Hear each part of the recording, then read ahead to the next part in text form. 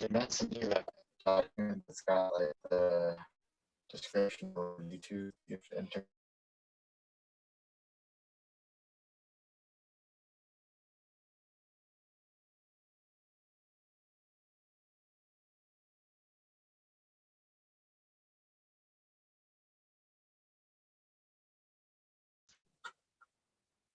Is it your phone?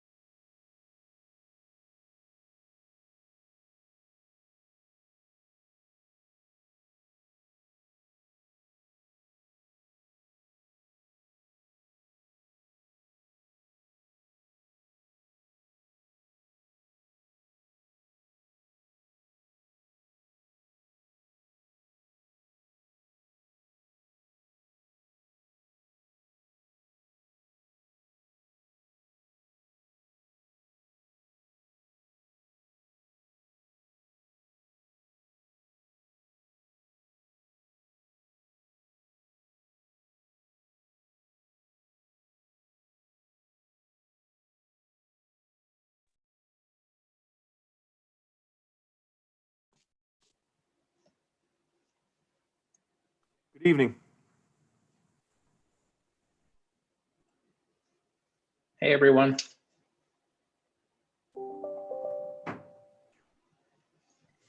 Good evening. I'm trying out my new headphones. Can everyone hear me? Yep. Okay, cool. Coming in loud and clear. Awesome. So I should speak very softly. Yeah, they're sounding good. Okay, cool.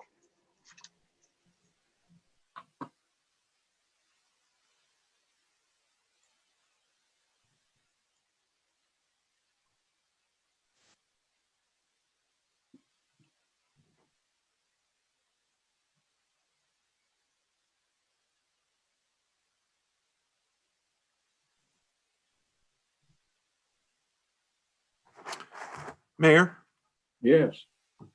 there was a item that we wanted to discuss as part of the workshop tonight, having to do with one of the public hearings. It would be a quick discussion, but I was hoping that maybe we could do it at the beginning, provided we have all the council members on. I just something we don't want to leave towards the end or not have enough time for it. Okay, you got it.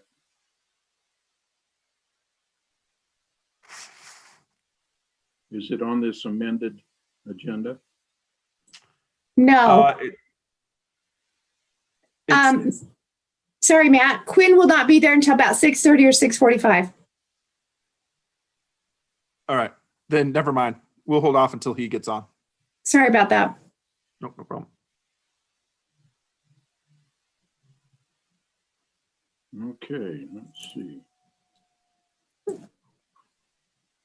Well, it's 6 o'clock, so we can begin. I want to welcome everybody to our workshop meeting this evening. And first, we're going to discuss the CAFR, Comprehensive Annual Financial Report. So, Kyle, if you'd like to take over and walk us through that really slow. I don't know if I can do it too slow. You might fall asleep. So in the council packet, I did have a slide deck that has a lot more detail. My thought was I would actually pull the CAFR up on the screen and then go through each of the sections from the slide deck. So the CAFR itself, as I mentioned in the council report, it's a step up from the basic financial statements that were required by generally accepted accounting principles and the state auditor to complete. So it does have some additional information. The city didn't do one last year. They have done them in the past. So I thought it might be good just to walk through what's in this document, because it's a large document, and I will be the first to admit it can be very dry to read. So my hope is I can point you at what to look at, where the most important information is, so you're not trying to dig through on it. So there's multiple sections in the report. The first one we're going to go through is the introductory section. And that did not work. So the introductory section, essentially this is the cover letter for the CAFR. It's like a cover letter for a resume, I guess you can say, if they're still doing those. It describes what is accompanied with this letter, which is the CAFR, explains why it's being sent. And it also has more subjective information than you would necessarily find within the rest of the document. GAAP is or generally accepted accounting principles. You'll hear the acronym GAAP a lot from accountants. It's very specific in what can be and can't be included in the report. So this is a way we can include more information, like major things that are happening in the city, or things that are on the horizon that necessarily we can't put into the normal financial statements because there isn't a dollar amount assigned with it. In this introductory section, there's also an organizational chart and then a list of elected and appointed officials. The main thing most people care about is the independent auditor's report. So tonight, our audit partner, John Hatterley, will be discussing this during the council meeting, but this is the audit report that specifies what they audit, what the limitations of the audit are. And important here at the bottom under the opinion, they say that it's a clean opinion. There's no material misstatements in the financial statements. Another big thing in this section is the management's discussion and analysis. I typically tell people if you're going to look at the financial statements, this is one of the parts you'll want to focus on. What it's intended to be is a easy to read, objective analysis of the government's financial activities and their performance during the year. With that being said, GAAP has certain specifications on what's included and not included in it. So it tends to be, it can be very dry, but at the same time, we try to write it so a normal person can understand it. You don't need to have an accounting degree to understand it. So it will go over the highlights financially for the city. It'll also explain what the statements are. I'm going to go through that a little bit tonight, what each of the statements mean. But if you wanted a narrative, it's right here in the MD&A. Like here, it talks about our government-wide financial statements, the fund financial statements. It also has a financial analysis for both types of statements. So instead of just saying our dollar amount changed X, we go in as management and explain why those changed as best as we can. And we do provide some summary information that you don't necessarily see in the normal financial statements. We try to include bars and charts and graphs to keep, to make the usability a little bit easier. So it's not just hundreds of pages of text. There is some information about capital assets. So as you know, the city has a lot of assets, most of its infrastructure, such as roads, streets, water lines. There is information on here on how much we have recorded for those types of assets. It also includes major asset events during the year, assets we purchased or put into service. One of the things a lot of elected officials ask me about is our long-term debt for the city. So this MD&A has a narrative about that. And there's another place we'll go through later on if you want to see detail on what those bond issuances are, the debt. Towards the end, there is a little bit of discussion on economic factors and then looking forward, next year's budget and any major fee rate increases. And then, of course, a request for information where you can go to get more information if you're a resident, a citizen, an interested party. So the next section after that is the basic financial statements. So this is the majority of what the CAFR involves. I like to say it's a tale of two financial statements. The reason is we actually prepare two sets of financial statements for the city. That doesn't mean we have two separate sets of books. They're different views on how to look at the information. You typically don't see that in a for-profit company. They just have one set of financial statements. So this first statement it's called the Statement of Net Position.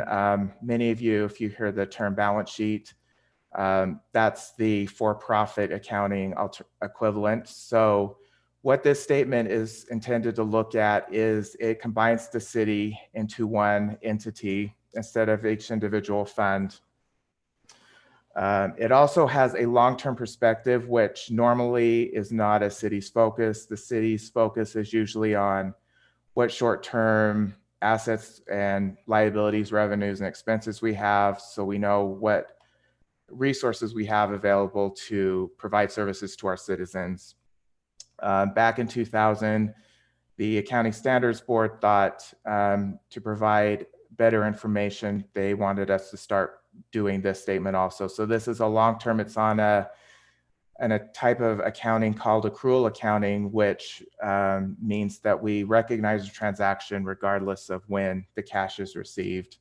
So it'll include things like the city's long-term debt, which is down here in liabilities. So bonds and notes payable, it has what the city owes in long-term debt. It also has capital assets of the city. And then down here at the bottom, it has a term called net position. This is the same as, you've probably heard the term net income. It's not exactly the same thing because it's using governmental standards to calculate, but it shows how much the city actually has invested in capital assets, what resources we have restricted. So for example, we have about 6.2 million restricted for capital projects. That's mostly bond proceeds, and then also our redevelopment agency funds, because those are restricted by state statute. And then this bottom number, not the total net position, but down here where it says unrestricted, that is how much the city actually has available to meet the needs of its residents and to provide those services. This next statement is called the Statement of Activities. It's also, you can call it an income statement. It's the for-profit term for it. What this intends to do, once again, it's on the full accrual basis accounting. It's more of a long-term focus, but it tends to look at, okay, for each type of governmental activity, such as public safety is a good example, it shows how much we expend on that service. And then it also shows what revenues we receive, direct revenues. So that doesn't include like taxes, interest income, anything that can be directly related to that function, such as a grant that's awarded for public safety. And it'll show how much of general resources are being used to provide those services. Our business type activities, which the majority of those are our utilities, with the exception of telecommunications, it shows the same thing, expenses and then charges for services, what we're charging our users for, any grants we received, and then the net change. Parentheses are negative. Down here at the bottom, it shows general revenues such as property taxes and sales taxes that are directly allocated to a specific type of activity. And then down here at the bottom, you might think we're rich because it shows this net position of over 108 million. If you look at the back of the prior statement, the majority of that is our investment in capital assets. So we don't have that to spend, unfortunately. After these two statements, we go to what's more of the traditional statements. These are the type of statements that we produce for you as a council every month. We do it on this type of reporting method. It's also what you'll hear a lot if we have fund balance, which means essentially what we have available to spend.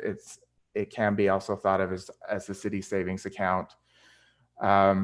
We have each major fund. So different activities are grouped into different funds. So if it's not in a other fund, it's just in the general fund. And that's most of the traditional services you think a government provides. So that's like our streets department, parks department, general government, HR, legal, that type of thing.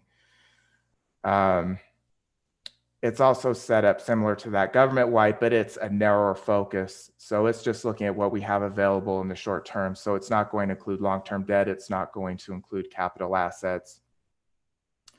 And down here at the bottom, it shows how much we have in fund balances. To further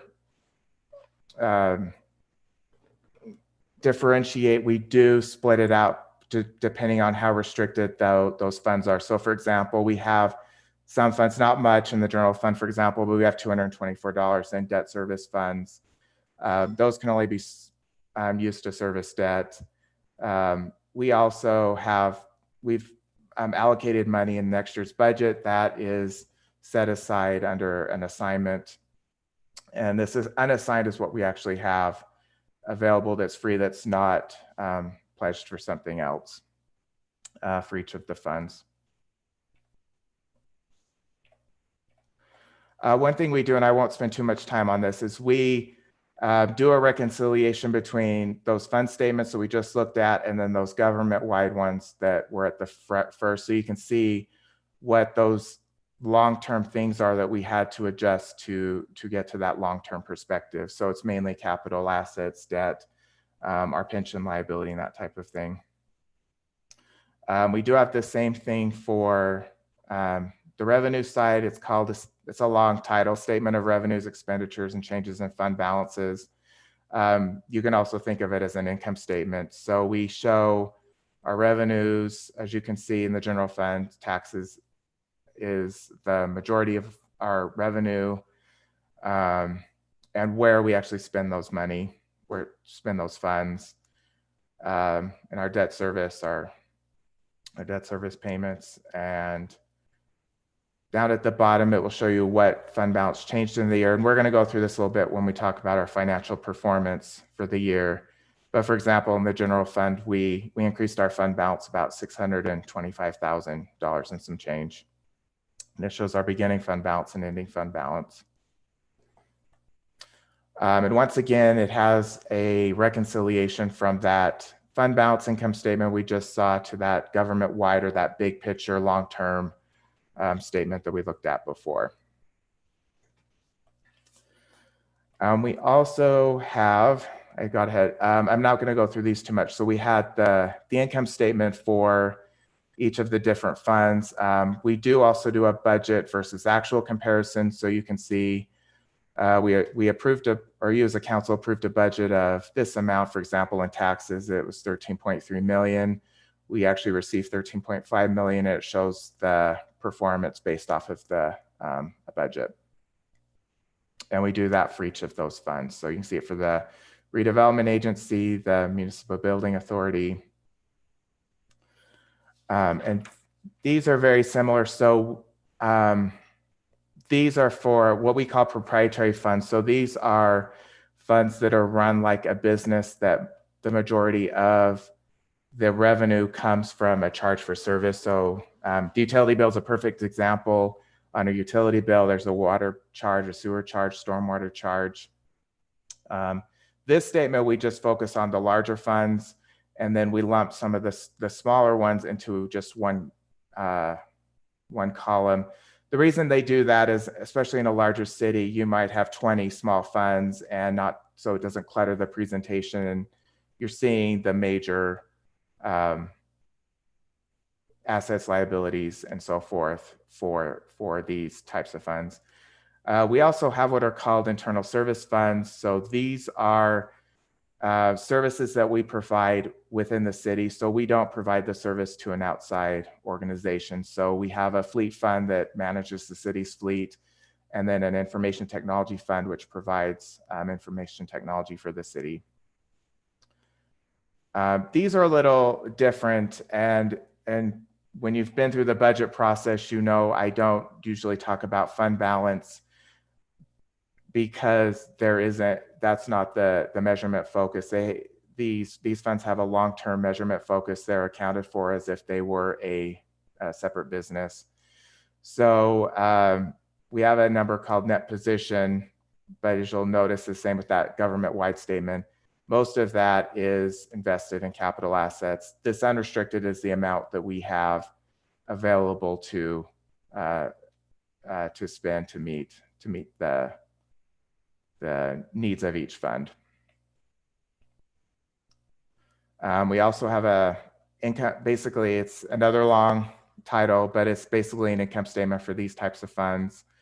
It does separate operating from non-operating revenues, so you can see how much revenue we receive and how much expense we spend just operating the system. And then we have some non-operating items such as interest income. This interest expense is our interest on our bond payments. And once again, it will show you the change, net positions, net income, essentially. Just as a reminder, this bottom number is with that investment in capital assets. So we really don't have that much to spend in these funds. And because these proprietary funds don't have a short-term focus, we do a cash flow statement so you can see how much cash was spent and what areas they were spent and what was received during the year. And there's a reconciliation on the next page back to the operating statement if you are wondering how those numbers tie together. The big part of this basic financial statement part are the notes. So if you have any question on what the statement or what the city's financial policies are, it's probably in the notes section.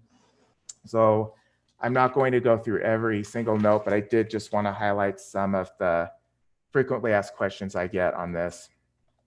One I get a lot is where the city's funds are invested. And there actually is a note, it's on page 56 of the CAFR that will detail out where our funds are and what types of risk we have based off of those funds. And for example, on this table, it shows how each of our different types of investments are valued. There's different levels. I could probably spend an hour just going through that. The one a lot of people question me about is on our investments. How long are those maturities on those investments? And as you can see, it might be a little small, but the PTIF is where, or the Public Treasurer's Investment Fund, which is a fund managed by the state. The majority or more than half of our money's in there, and it has a maturity of less than a year. So there's less risk variation with those. You can also see the credit ratings of the different type of investments the city has. The Public Treasurer Investment Fund is unrated, but we do have some investments that do have ratings, and it does outline this in the notes, but I think it is important to note that we are bound by state statute on what we can invest in and how long those durations are. And we do work with these other funds that we don't have in the PTF. We do work with an investment advisor that's registered with the state treasurer's office. And next, I was going to go to debt. So I do get a lot of questions, and it didn't necessarily go there, but I'm almost there.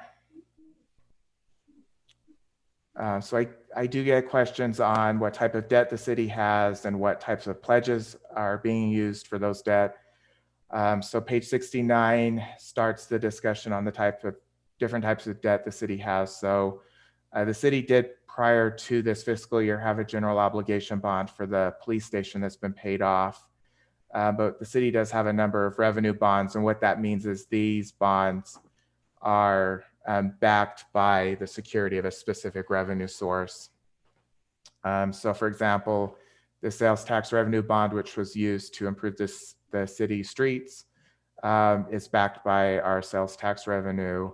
The water and sewer are backed by water and sewer revenue, but it shows you how much the original issue was and how much was outstanding and when the final due date is. A lot of this narrative will describe the pledge against those different revenue sources and how much of the pledge is being used to service the debt. There's also tables showing how much our debt service is for each of those types of revenue sources through the duration of those bonds. And another one I get a lot of questions about, especially when these pronouncements started coming out, was the city's pension plan. As you know, our pensions are administered through the Utah retirement systems. And a few years ago, accounting standards changed. We had to start providing more detailed disclosure on the pension system and how much we're paying into the pension system and how much it is funded. So this first note talks about our different plans. It will talk about the benefits of those plans. It talks about summary of benefits and then how the contributions are calculated by URS that we pay into those systems. It also has the percentages that we do pay into those. So that's the notes. Next section it's called required supplementary information. What this means is we are required to provide this regardless of if we do basic financial statements or a full CAFR like we did. And we call it RSI, another accounting acronym, but this has more detailed information about our pension liability and what we're contributing into our pension, into the pension system. At build out, this will be a 10-year schedule. The accounting pronouncements were enacted in 2015, and at that time, URS and almost every pension system in the US didn't have this detailed information for each of its member organizations. So we are fortunate that we only had to start reporting it from that point forward. But it will show you things like the proportion, how much of the total of URS's total net pension liability, how much is our responsibility of that if the pension system was to liquidate today. And it has a dollar amount on that too. And then it also shows how much payroll is covered by the pension system each year, how much our contributions were calculated based off of covered payroll. And then how much, and then it has some calculations on covered payroll versus the pension liability. One disclaimer I like to make with these pension calculations is, and it gets very complicated, so, and it's another thing I could probably spend an hour discussing, but in short, for accounting purposes for GAAP, it's a very short window that URS has to calculate the liability on. However, URS takes a long-term approach when they are calculating internally what pension assets are needed to service their pension obligations moving forward. They also do that so our member contributions aren't doing major swings every year. For example, our pension liability decreased close to half this year just due to the way that GAAP is requiring us to account for that, whereas URS has a much longer term approach. So we're not seeing 50, 60% swings in our contributions. It's one of the complaints we've had, and we've addressed it with the Governmental Accounting Standards Board, who actually sets authoritative accounting guidance, but they aren't willing to budge on that. So the next section is unique to a CAFR. So this is supplementary information. And what it is those statements that we had seen previously where it just had a non-major column. It breaks out those non-major funds. So if you wanted to see the detail, for example, on the street lighting fund or the sanitation fund, where normally you wouldn't be able to see it on the normal statements because it's just in that non-major category, it's here. The same with the income statement, same, and cash flows. And they also have the budget versus actual for the capital projects fund is in this section also. Lastly, I'm not going to go through it, but the statistical section has 10 years of information on a lot of different things, both financial and non-financial. It's interesting. This is where the rating agencies go a lot when they're pulling information, both financial and non-financial. So it is really good information there. There's quite a bit to go through and to look at here. For example, this schedule shows the ratios of outstanding debt by type. So it shows by type what percentage of personal income in the city is needed to service the debt and the per capita amount of debt. So there's a lot of good information in this section. I could probably spend the whole time on just the stat section. Then finally, John, our auditor, is going to go through this tonight, our partner, but there are some reports at the back. This first one is a report on internal control. The auditors don't express an opinion on internal control, but they do have to test it to make sure that our financial statements are free from material misstatements. They also do state compliance testing. So we have a number of things required by the state that they do test. Some examples here is they do justice court testing to make sure that courts are being correct in how they are coding transactions in their court system and that things are being recorded properly. They make sure that the correct bonds are in place. For example, the public treasurer has to have a bond, they'll test it. They make sure that the Open and Public Meetings Act training has been done and that type of thing. So that report is in the back just saying we don't have any material issues with those. So with that, I'm going to take a minute and just go through the financial performance of this city.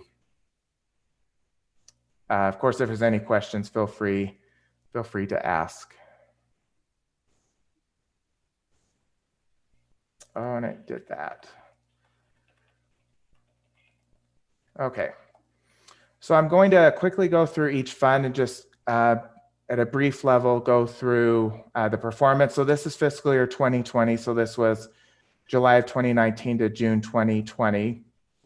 Over on the general fund, our revenues did exceed expenditures by about $626,000. Some of the reasons for that was we did better than expected on sales tax. As you probably remember during the budget retreat, it was very difficult as a finance professional to try to estimate what sales tax was going to do given the pandemic. We just didn't know what was going to happen. Fortunately, our sales tax was over our budget by about $363,000.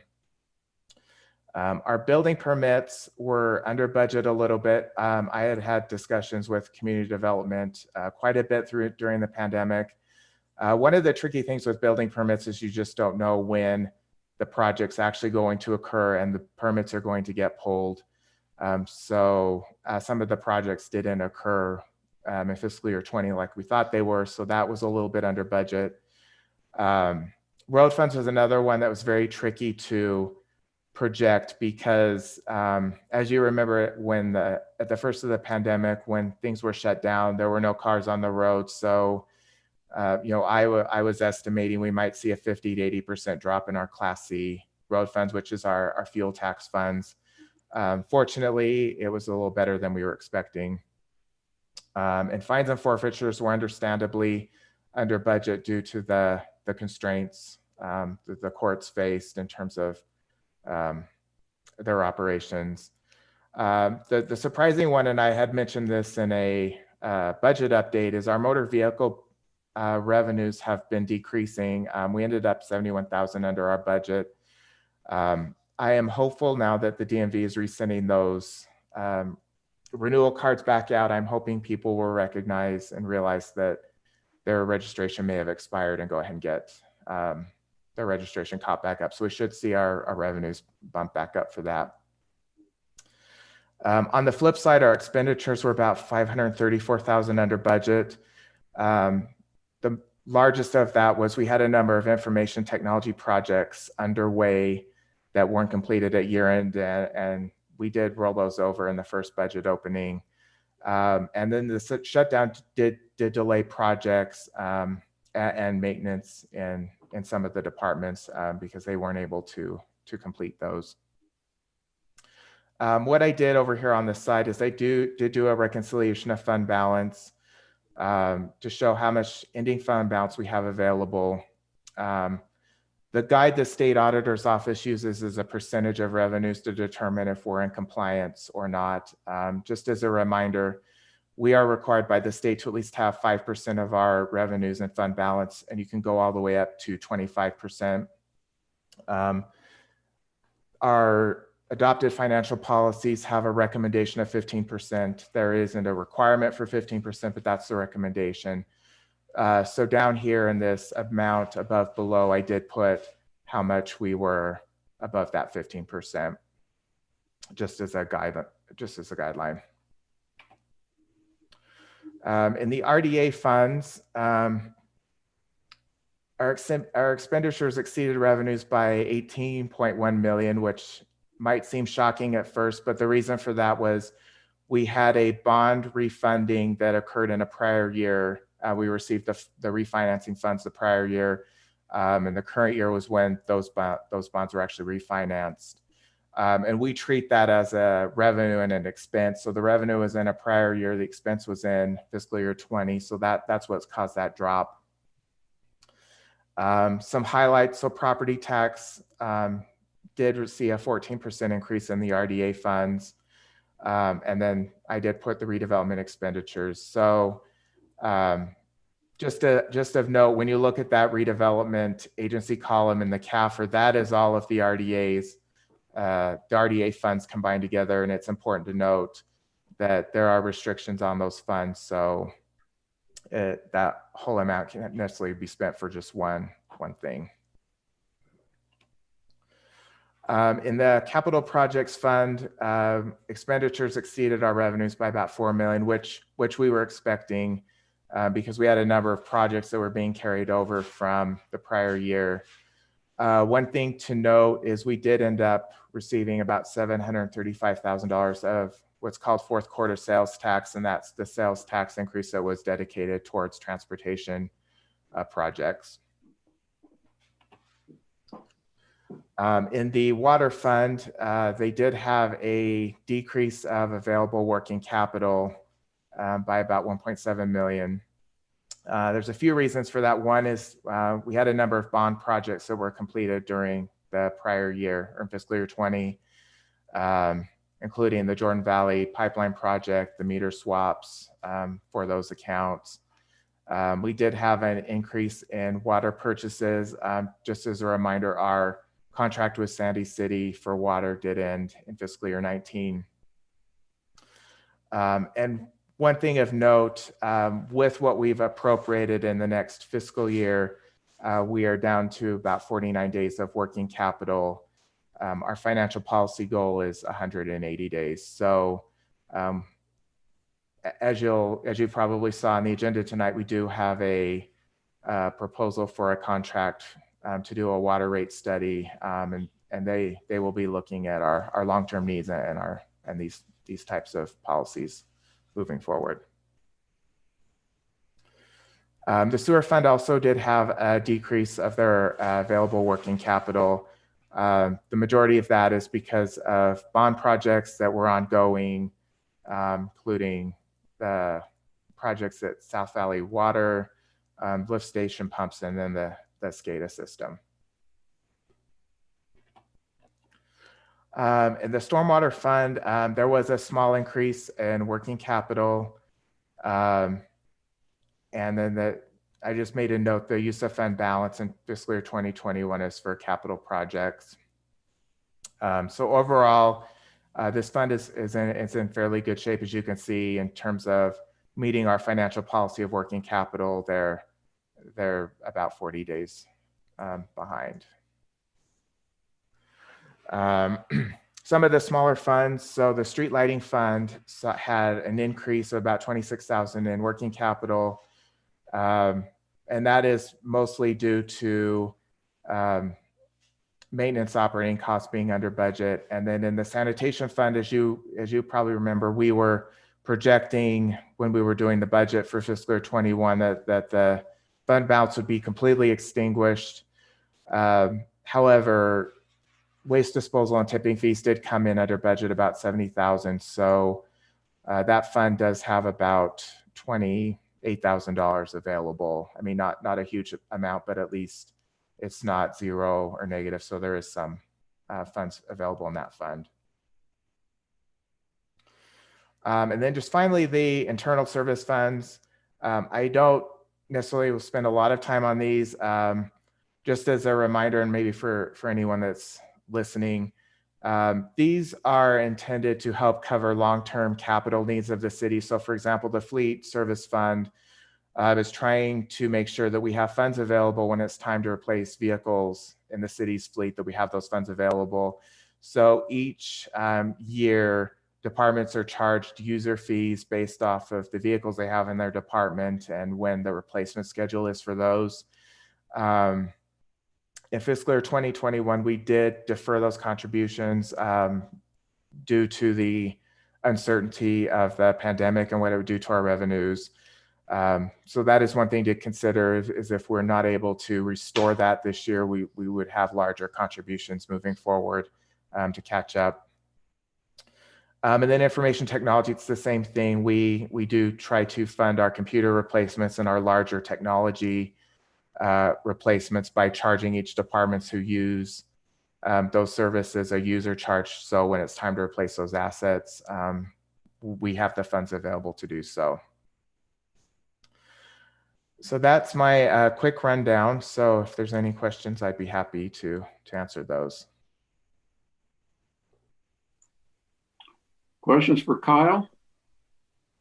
Kyle, can you, the water and sewer funds, they were the only two areas of concern. Can you say that we're okay in both of those areas at this point? Normally, you don't have a study being conducted because things are going great. In short, there are some concerns, especially with the water fund. As you remember, we did pass a water master plan that had a significant number of projects. The concern would be getting those projects funded, which is one of the major concerns. Because right now, to be frank, we wouldn't have the revenue streams to accomplish a lot of those water projects. Sewer, I would need to look at a little bit more in terms of what capital projects are on the horizon for that fund. But sewer is definitely in a better place than the water fund. Okay, so is there cause, I mean, I know that we've had some issues and we've talked about issues with the water as a council in the past. Is there anything that we haven't already discussed that we should be aware of as either it is a problem now that we didn't know about before or could very well be a problem soon? Do you care if I jump in real quick, Kyle? Please. We'll go over this a little bit more later tonight, Dustin, but I think that you're pretty well informed as far as the state of the system, and we went over the master plan and identified those needs. And the water fund is not in a good place now. And so, yeah, we'll go over it a little bit later as far as the RFP, but yeah, we need to do a rate study and come up with some funding options to move forward. I'll stay tuned then. Okay.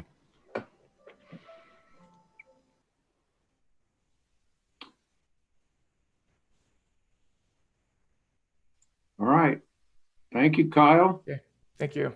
That was the long of the short of it, right? Nobody fell asleep, I hope. Okay, thank you. We're going to go now to Kane Loader. He's going to discuss emergency paid sick leave executive order.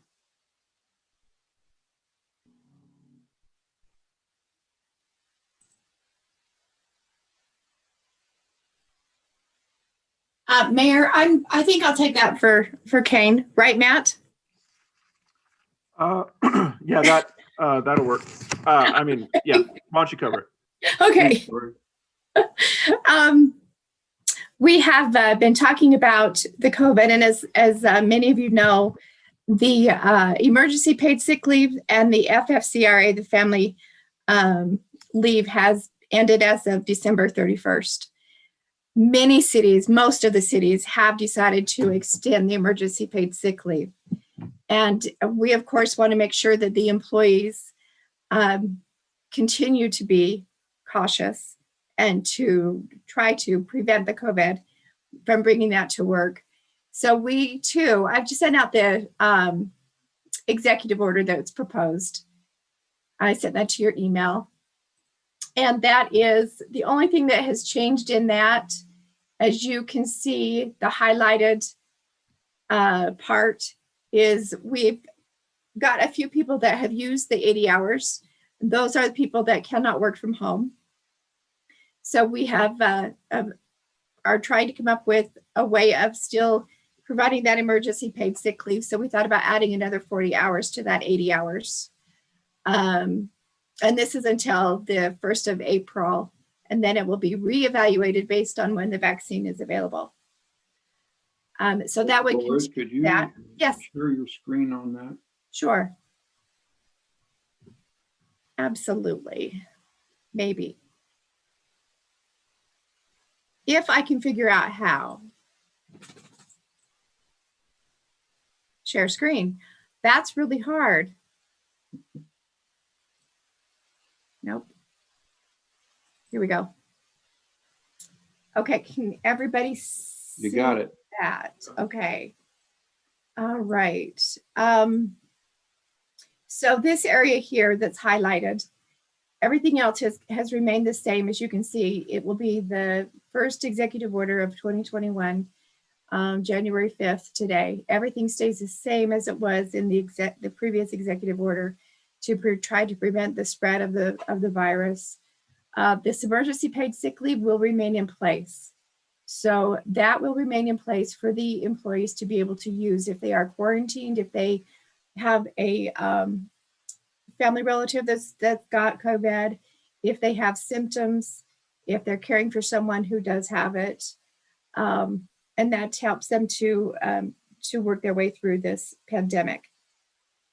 It does increase the hours from 80 hours to 120 hours.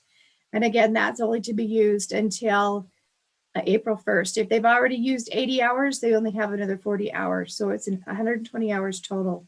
So they don't get any more than what they've already used if they've had to use it. And in doing that, we've left everything else the same as far as what was in it before. We added in the Family Medical Leave Act because if it is a serious health condition, it does not, the FFCRA is gone. It does not cover the COVID issues like it did before until December 31st. However, it does come into play if there is a serious health condition of a child, spouse, themselves, that they can use the family medical leave. In doing that, they do use their own leave time, and they have to meet the requirements, which is they have to be an employee for 12 months, and within those 12 months have to work 1,250 hours. So it goes back to the regular requirements, but it is still available to the employees. So we will also have this as well as the emergency paid sick leave that they have available to them. And what that does is that protects their job so that they are able to come back to a similar or to that job itself. We left everything else in place as far as the return to work. We still want them to be, if they have symptoms, to get tested, making sure what they do with the members of their households that test positive. We are looking at a vaccine policy that we would like to put in place, and we'll be reviewing that and bringing that back, basically just encouraging the vaccination. We're not requiring it at this point, but we are wanting to encourage the employees to get vaccinated. Of course, that is still up to them. We do not require the flu vaccination either. So it would be on a voluntary basis. Are there about this executive order? Can you walk me through the, I understand all of it and I support all of it. The only trouble I'm having is the 80 hours to 120 hours. So if someone's used 80 hours already, right, that would indicate that they've either had COVID or had someone extremely close to them have COVID. So what would you need another 40 hours for? That's if they had, if they were home with a child, a spouse. If they were testing positive, they would have to quarantine. But the other thing that I did change in here is I changed the quarantine to 10 days rather than the 14, which is CDC guidelines now.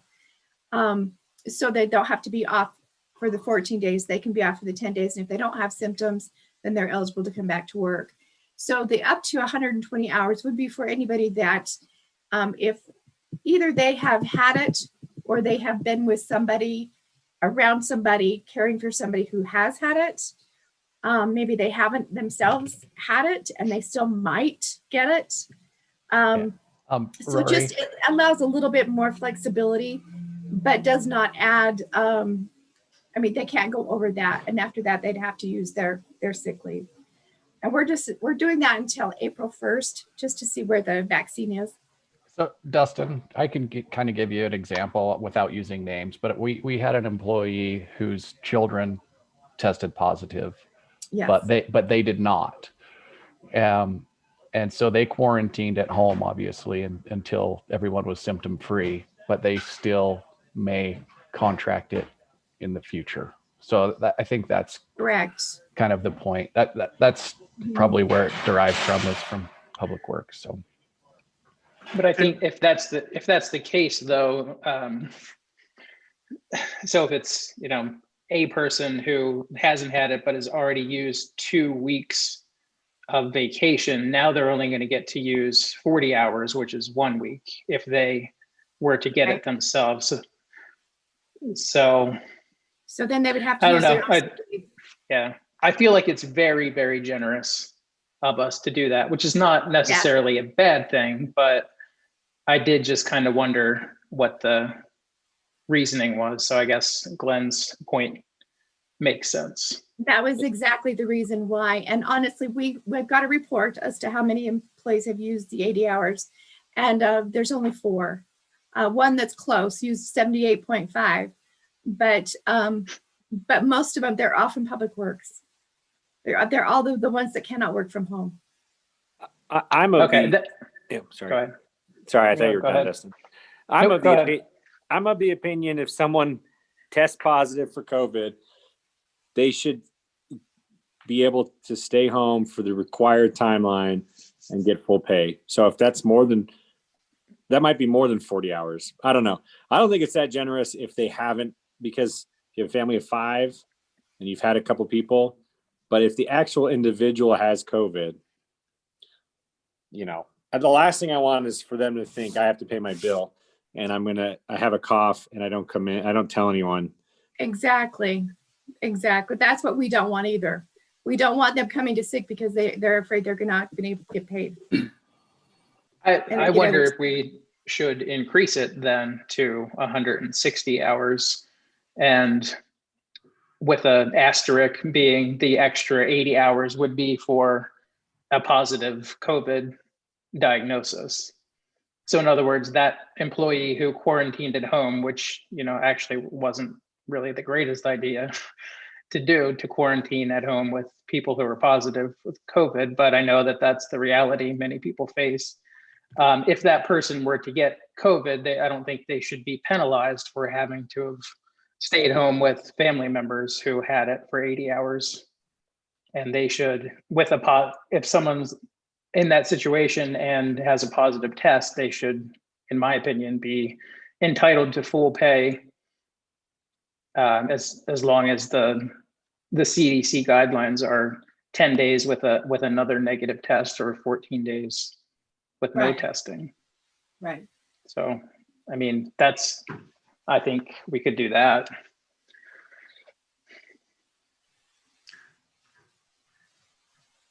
Yeah. I agree with what you're saying. I think when we originally set this up too, I mean, we could craft it that way. We're just thinking that there's only that sort of handful of people that are that close to 80. And so the thought being is that really we should capture almost everyone with that new addition, even if they get COVID. Yeah. Well, you're right. The 120 definitely captures more potential people than just the 1 or 2 who might need the 160. And, you know, that's something I'm sure you and Kane could address if that, you know, very slight possibility, I guess, happened.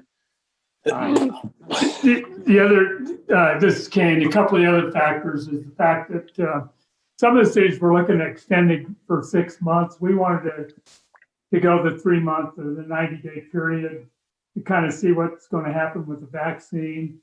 From everything that I've read, they're not going to feel safe until they get about an 80% inoculation rate with the vaccine. Our goal as a city would like to see 100% of our employees vaccinated. So So, but we wanted to see how that went for the next 90 days.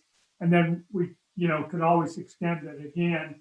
And then that's the other reason we cut it to 40 is going just 90 days instead of the full 6 months. We thought that would cover us. Another thing to point out is we have sick leave bank of over 1,000 hours that hasn't been touched at this point that we can also fall back on. Okay. Yeah. Then with that all said, I think the 120 again captures most people who might fall into it, and that April 1st, 2021 kind of at least lets us re-examine it relatively soon. Yeah. I'm okay with it too then. I sure wish there was some miracle where we could all be vaccinated before the next, budget retreat, because I don't want to do that on Zoom again. Agreed. Nor do we. It was. You just want the food, don't you? I know. Yes, I know. Yeah. All the Olive Garden. Yeah. That was not a fun experience. Not as easy. No.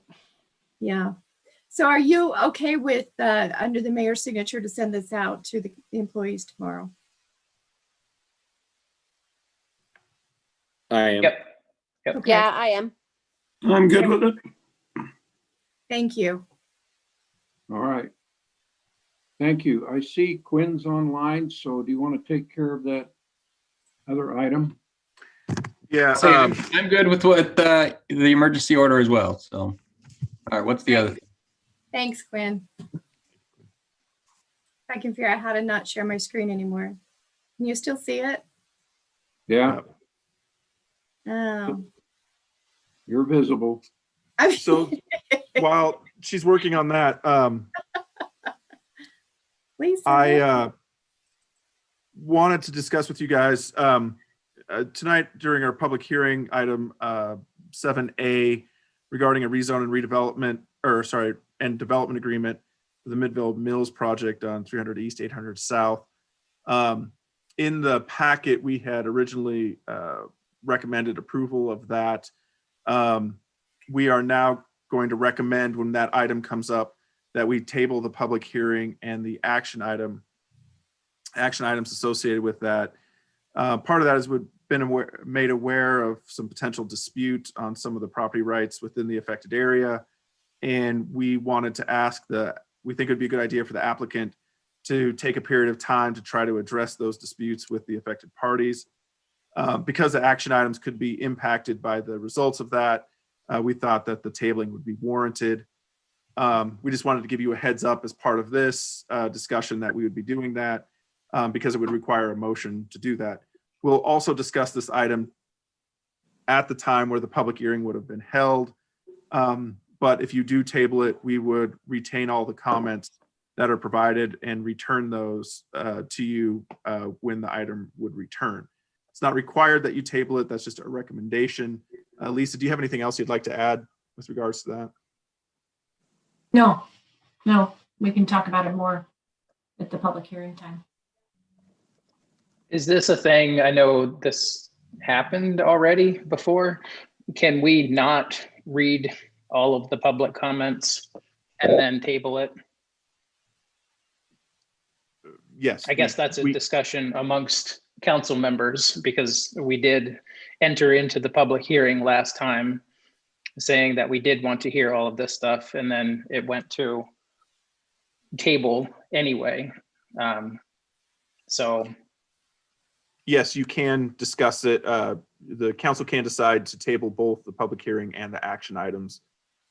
Like I said, we'll give a little bit more detail at the beginning of that item, and you can make your decision on how you guys want to proceed at that point.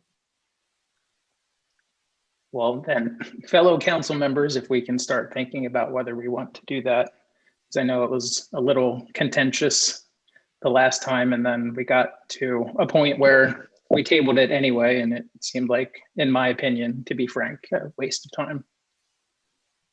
If it's legal related, we might need to look at it. You know, if people have claims to that property, I'm guessing some of it's probably tied to that strip that just weirdly runs through people's property.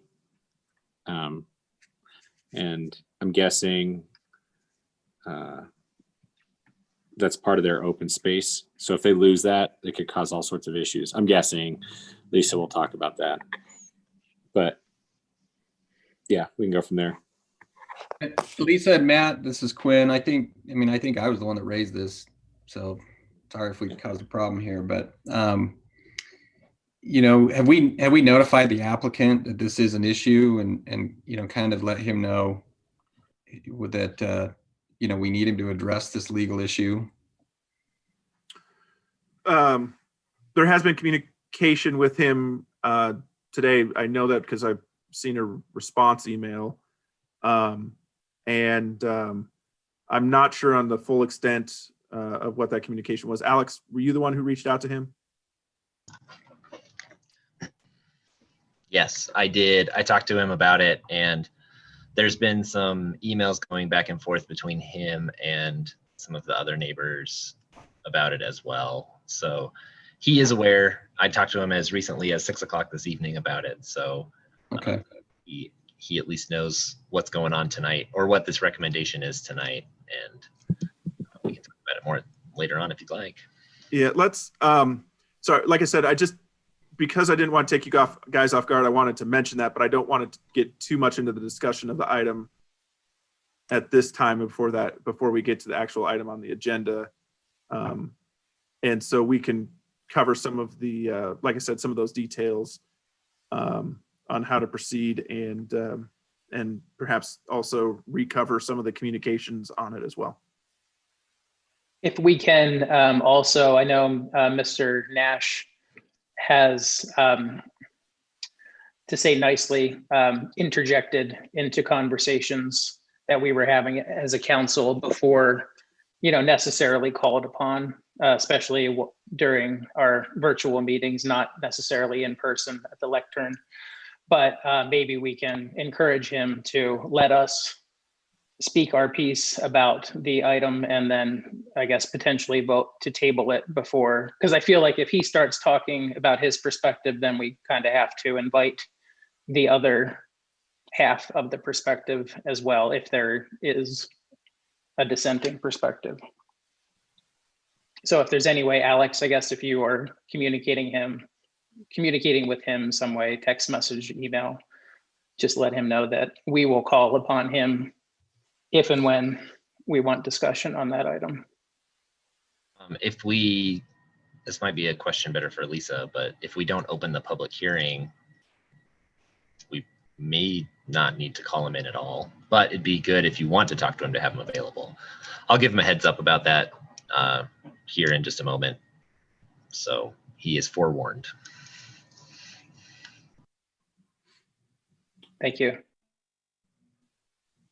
Okay, does that take care of everything, Kane? Alex? That's it, Mayor. Yes. All right. All right. Well, it is 7 o'clock, and I want to welcome everybody to our Midvale City Council meeting on this January 5th. We have a new year, 2021. It can't be anything but better than 2020 was. So we will begin with a public notice that is a vestige of 2020.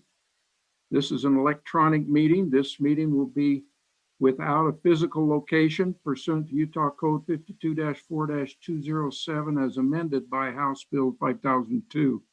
Mayor Robert Hale, as chair of the Midvale City Council, I hereby make the determination that conducting the meeting with an anchor location presents a substantial risk to the health and safety of those who may be present at the anchor location. This determination is based upon the fact that the city is unable to ensure compliance with the guidelines and public health protocols mandated by the state's current risk phase. As restrictions take place across the state for limiting public gatherings, the city wants to make sure everyone interested in participating in city council meetings can do so. The meeting will be broadcast, and there is a YouTube link available in the agenda. If you would like to provide public comments, please email your comments to LMAGNESS, that's lmagnus@midvale.com, prior to the completion of the public comments portion of the meeting. You may also submit comments if the mayor and city council open a specific agenda item to public comment. These comments will be read aloud in the meeting and will be part of the public record. We've just concluded a workshop wherein we discussed the comprehensive annual financial report and also discussed extending emergency paid sick leave under an executive order to the employees of Midvale City. So we'll now begin with a pledge of allegiance. If our good police chief can raise his flag in view of his camera, let's all stand and repeat that pledge, please.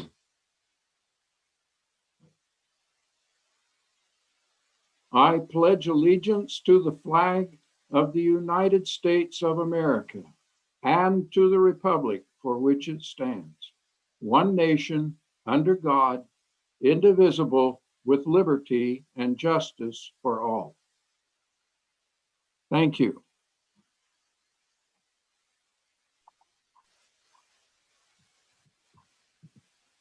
Rory, would you account for everyone that's present on the council, please?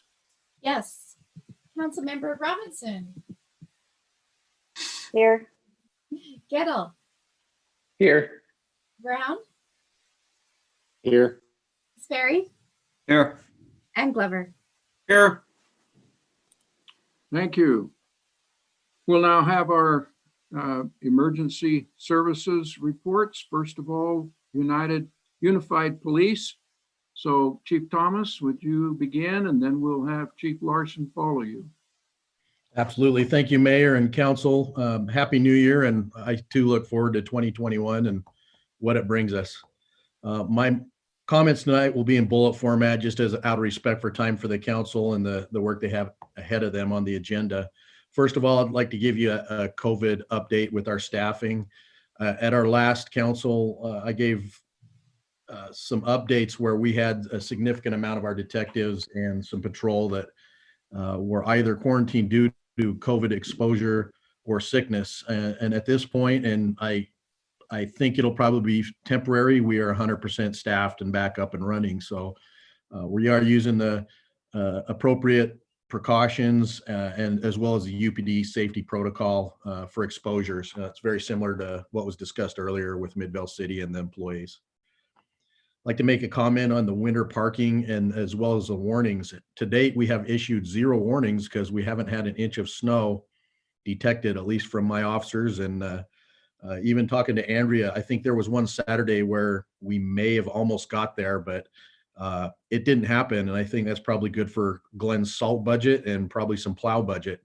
But winter's not over, so we'll just hold our breath on that. But we are prepared to, once we actually get those snow, help out Public Works by putting out those warnings. I've got the preliminary case numbers for December. They're right on track for where we've trended, with the exception of the year 2017. So in December, we did 820 cases. And as you remember last month, that's just slightly over what we did last month. So we're trending very flat and very predictable. That's good in these times. We're not extremely busy, but at the same time, we're quite proactive and doing what we need to do to keep the Midvale community safe. It looks like our ticket citations are right around 550 this last month, which being down as we were with our detectives and then some of our patrol was still a pretty good number. And once we actually get the final numbers, I will, as I do normally, put together the monthly statistical report and forward it to the mayor and council. Along with that, now is a good time if you have any more suggestions as you look at that preliminary report or the final report we put out. If you have any for the year starting in 2021 you'd like me to pick up and track on, I'd be happy to do so. Glenn's been good about, I'm a squeaky wheel. I've noticed a while back we had a pedestrian crossing sign up on Fort Union and Union Park that I noticed it was laying over on the grass over by the springs. And a couple weeks later, it was still there. So I'm assuming, I don't think that's one of the Midvale City ones. I'm not real certain about that, but I've been bothering him and he's probably sick. He didn't even answer my last text, so I'll get even with him on that one. And then, as you know, at Center Street, just across from the park, that is one of our pedestrian crossings, and it's really I think one of our more impactful pedestrian crossings where a couple weeks ago, I saw that sign laying out and I gave Andrea a call and she immediately got one of the city public works over there to at least get what was remaining of that out of the road. And we do have, to my understanding, we do have a case number along with that. I'm very thankful to see that our east and west passage underneath the railroad tracks as well as the freeway is back open. And for the most part, 3 lanes each direction. That was, it was a pain, as you may know, either going east or westbound for some time, but I think it was good to, while perhaps people were staying at home, to really bust that and get that addition done ahead of time. And now hopefully as things trend towards normalization, at least the traffic flow is a lot more easy to get through that passageway. There was a KSL article that was forwarded, I believe it was earlier today. I did make the mayor and Kane aware of the actual incident with our watch command log, but as you may have read, it was an armed individual that we dealt with on New Year's. Gentleman was armed with scissors. We used multiple less lethal options. He did fight with our officers. We had one officer, it's actually Sergeant Lord, that was, he sustained a slight injury to his knee, but it was just during the scuffle. But quite a dangerous situation. Our officers, as well as we called upon our canine officer and patrol dog, Canine Cash, was also assistant with that apprehension of that individual. There was an innocent bystander as prior to our arrival that was stabbed by this gentleman. And luckily the officers had a lot of professionalism. This very easily could have transpired into a deadly force situation, but using the tools they had, they were able to de-escalate it to the point where we were able to take him safely into custody and with, minimal public safety issues. So I'm very proud of that. Those officers are all going to be commended and put in for a UPD incentive award, which is an award for December. So I just submitted that to Chief Mazarin this evening and already got a phone call back on it. And I expect that will be forwarded through the appropriate channels. Lieutenant Malone has started to the Safe Cam program here. It's a new program where we collaborate with residential as well as commercial partners within our community. And basically it's just a non-binding agreement that if you capture any kind of criminal activity on your camera, that you agree to share it with us if we ask you to do so. Like I said, it's non-binding. What we're hoping to do is capture many of the business cameras that may perhaps catch a crime or elements of a crime or criminals in the act, as well as the Ring doorbell networks and some of the other video doorbell networks. They're often valuable when we can capture at least bits and parts and put together pieces of a crime to where we can get a successful prosecution. So that's making good progress. We just got a draft back from a company that's going to build stickers. These stickers are actually something where a business can put it on their glass doorway or near their register, basically saying, we cooperate with the police when asked to share our video. It's not something where the police department is going to tap into the video network or anything like that. What we're going to do is just ask for cooperation when we come ask for these pieces or snippets of video. And so we look forward to that. That's going to be like what we're going to do is try to make an online registration on our UPD website. So we're making good progress on that.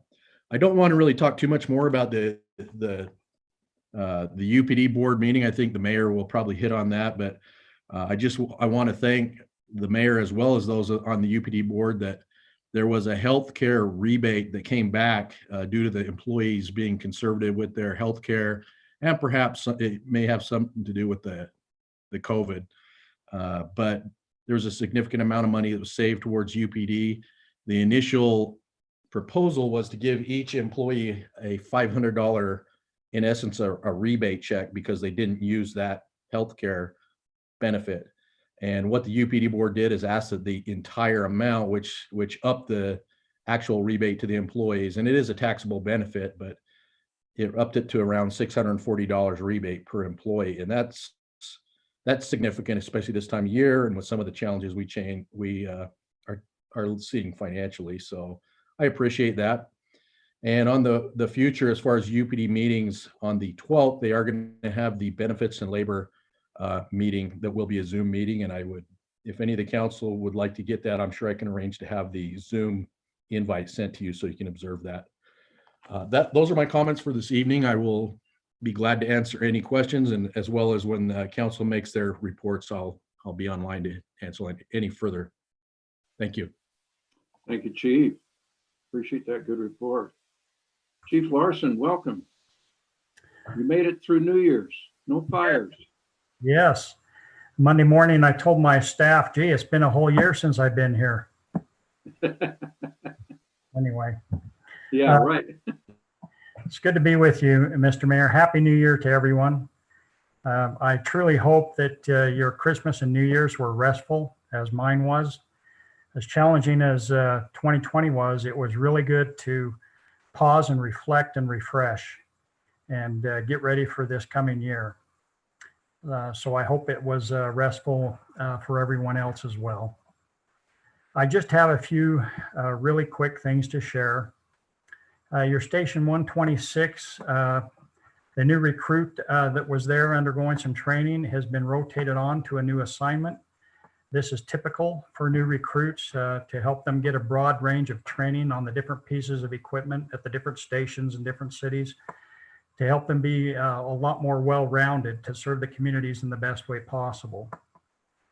So the training at 126 was successful, and that individual has moved on to another station. I wasn't told what station, but I was told that they moved on. The direct dispatch Versaterm is working well. I spoke to Captain Cliff Birmingham at your station 126 today. He says that the crews are adjusting and adapting to this new program. And if you'll remember, that's the program where valley-wide, the closest unit is dispatched to a call. So for example, if Murray's ambulance or engine is passing through from the hospital or what have you, and one of our crews are out, then they'll respond. And likewise for our crews into other areas. This serves our citizens well in that it cuts down response time and helps keep that low and gets emergency crews to where they're needed in the fastest way possible. UFA is working well with other entities, and he said that it's going very well right now. The COVID vaccines for UFA and other first responders has started. As of the other day, 147 UFA staff had received the first round of the COVID vaccine. This is the Moderna version. There are two vaccinations, the first one and then the second one 2 weeks after the first. So they've received the first round. I'm sure we're up close to 200 by now, as I got this report a couple days ago. And so this is really critical too, because as you know, the majority of our calls, around 80% or so, are medical. And so for those that we help and assist, for us to be protected so that we're able to respond, and also to protect our first responders so that we keep our staffing up to be able to serve in the way the communities expect. This is a real critical step, and I'm happy to see that going forward. We do have a mandatory staffing policy, and during November, December, Staffing was a bit of a challenge at times because of the number of COVID cases we had with our staff members, our firefighters. But we were able to maintain the four-handed staffing on our engines through all of Thanksgiving and the Christmas, New Year's season. So we feel really good about that. And I understand the cases are down somewhat. And with the vaccine, that ought to even help even more.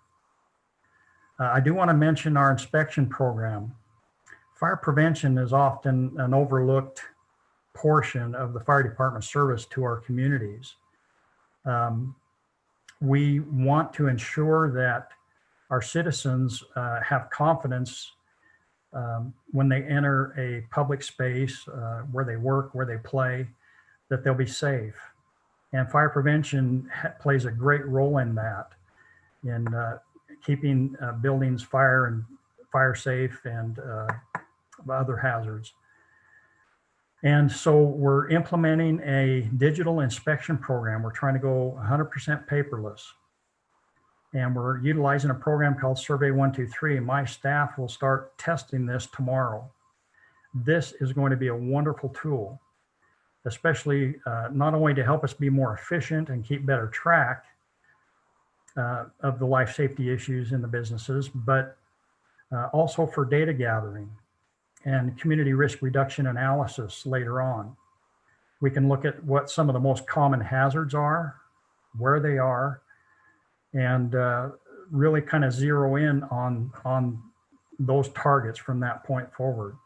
Now, our approach in UFA to fire prevention is one of a consultant-like approach.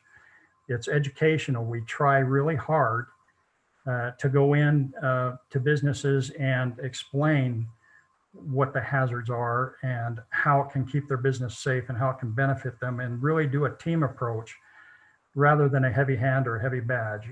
That's more effective. We feel it serves the community better, and it's worked really well. So that testing starts tomorrow. I think that's going to be a great tool. One other quick note, that even with COVID, the inspection numbers for the entire UFA district were up, and they were up in Midvale also this past year, 2020, even with COVID. That's pretty significant. And our staff, they were able to remain safe and keep those that they came in contact with safe, using the safety protocols that we have in place. Next council meeting, I'll have the last quarter report of 2020 for you. And hopefully that'll shed some light on some of the activities for the past quarter with UFA. At this point, I'm happy to answer any questions, should anyone have them for me. Council want to discuss anything, question anything for Chief Larson, please? Okay. We're all pleased, Chief Larson. Thank you very much for your crew. Thank you.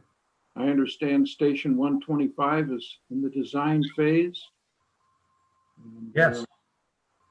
So yes, it's. I've seen some preliminaries, and it's going to be beautiful. It's going to be a great facility for your community. Great. We're looking forward to it. We ought to see maybe some dirt getting moved later this year. Yeah, fairly soon, I think. Great. Fantastic. Thank you, Chief. Thank you. Okay, the next item on our agenda is public comments. So I'm going to ask Laura Magnus, have you received any public comments, or have any of the council received public comments that you want to get read in? Mayor, because Laura is out today, I had her forward me any public comments that she would receive. As of about 10 minutes ago, she'd indicated that she had not received any public comments for this evening. I'm not sure if anyone else has received any public comments on staff. All right. Anybody else? Seeing none, we'll move now to council reports and begin with Councilmember Quinn-Sperry, please. Thank you, Mayor. The only thing that I have this evening is, and I know Chief Thomas, I sent you an email, is just to thank some of the officers that responded to an incident in my district over the weekend, and they handled it very professionally. And the people that were involved, I talked to them, and they, even though it's never good to have the police involved, they were appreciative to, in hindsight, that they were there to keep the situation under control and make sure everybody was safe. So thank you to those officers. Thank you, Councilmember Quinn. I did forward that to the involved officers just so they can feel the love. So I appreciate that. Good. That's all I have, Mayor. Okay, thanks. Councilmember Sperry. We'll move now to Councilmember Dustin Gettle. A couple of things. I'll try to be as brief as possible. Let's start with the good news. So the last meeting, I went over our COVID numbers specifically for Midvale, and we've actually seen a decrease in the month of December over our November numbers anyway. So in December, we had 753 cases compared to 951 in November. So quite a decrease, 202 less cases in December. Positivity rate was 22.8%, which is down from 25.1% in November. We had 2 deaths in November, 1 in December, though tragic. Obviously, 1 death is too many, but especially for that family. But as far, even in comparison to some of our other closer cities, we seem to be doing really good as far as fatalities go. We have 242 current cases today, and we have 89 people in the hospital. One thing I did note, total cases since March in Midvale, 3,274. So when you think about that, it's just shy of 10% of our entire population has had a positive COVID test. So interesting numbers, it's a mixed bag, which I think at this point is a win. Mixed bags are better than November, when we were just absolutely the worst of the worst in November compared to the other months. So I did want to share some of that good news. Relatively speaking, good news. We still have a pandemic going on and vaccines on the horizon. The second thing I wanted to talk about was the COVID vaccine. We touched on it briefly during our workshop.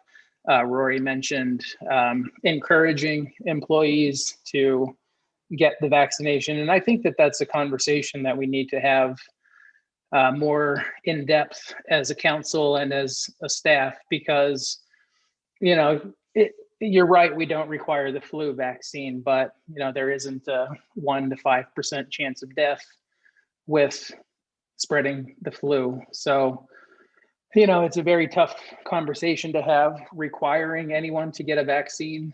But at the same time, if we don't have at least, 80 to 100% buy-in from our employees, it's going to create a situation that's not comfortable for all of our employees. So just imagine if, for some reason your health doesn't allow you to get the vaccine and you have other able-bodied employees who sit near you who, for one reason or another, just choose not to get the vaccine.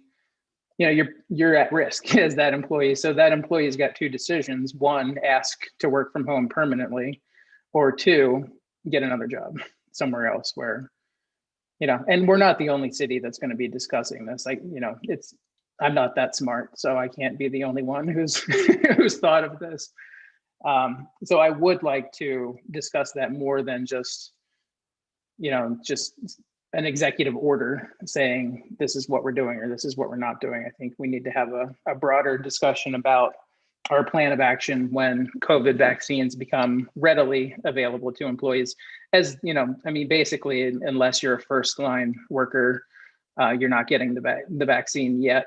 So, hopefully city employees, especially our public works department, might be higher on that list than others, but we definitely have time to have a meaningful conversation about it so that it's not rushed. And I would like to do that in our maybe not the next meeting, but the following one, if we can dedicate some time to that.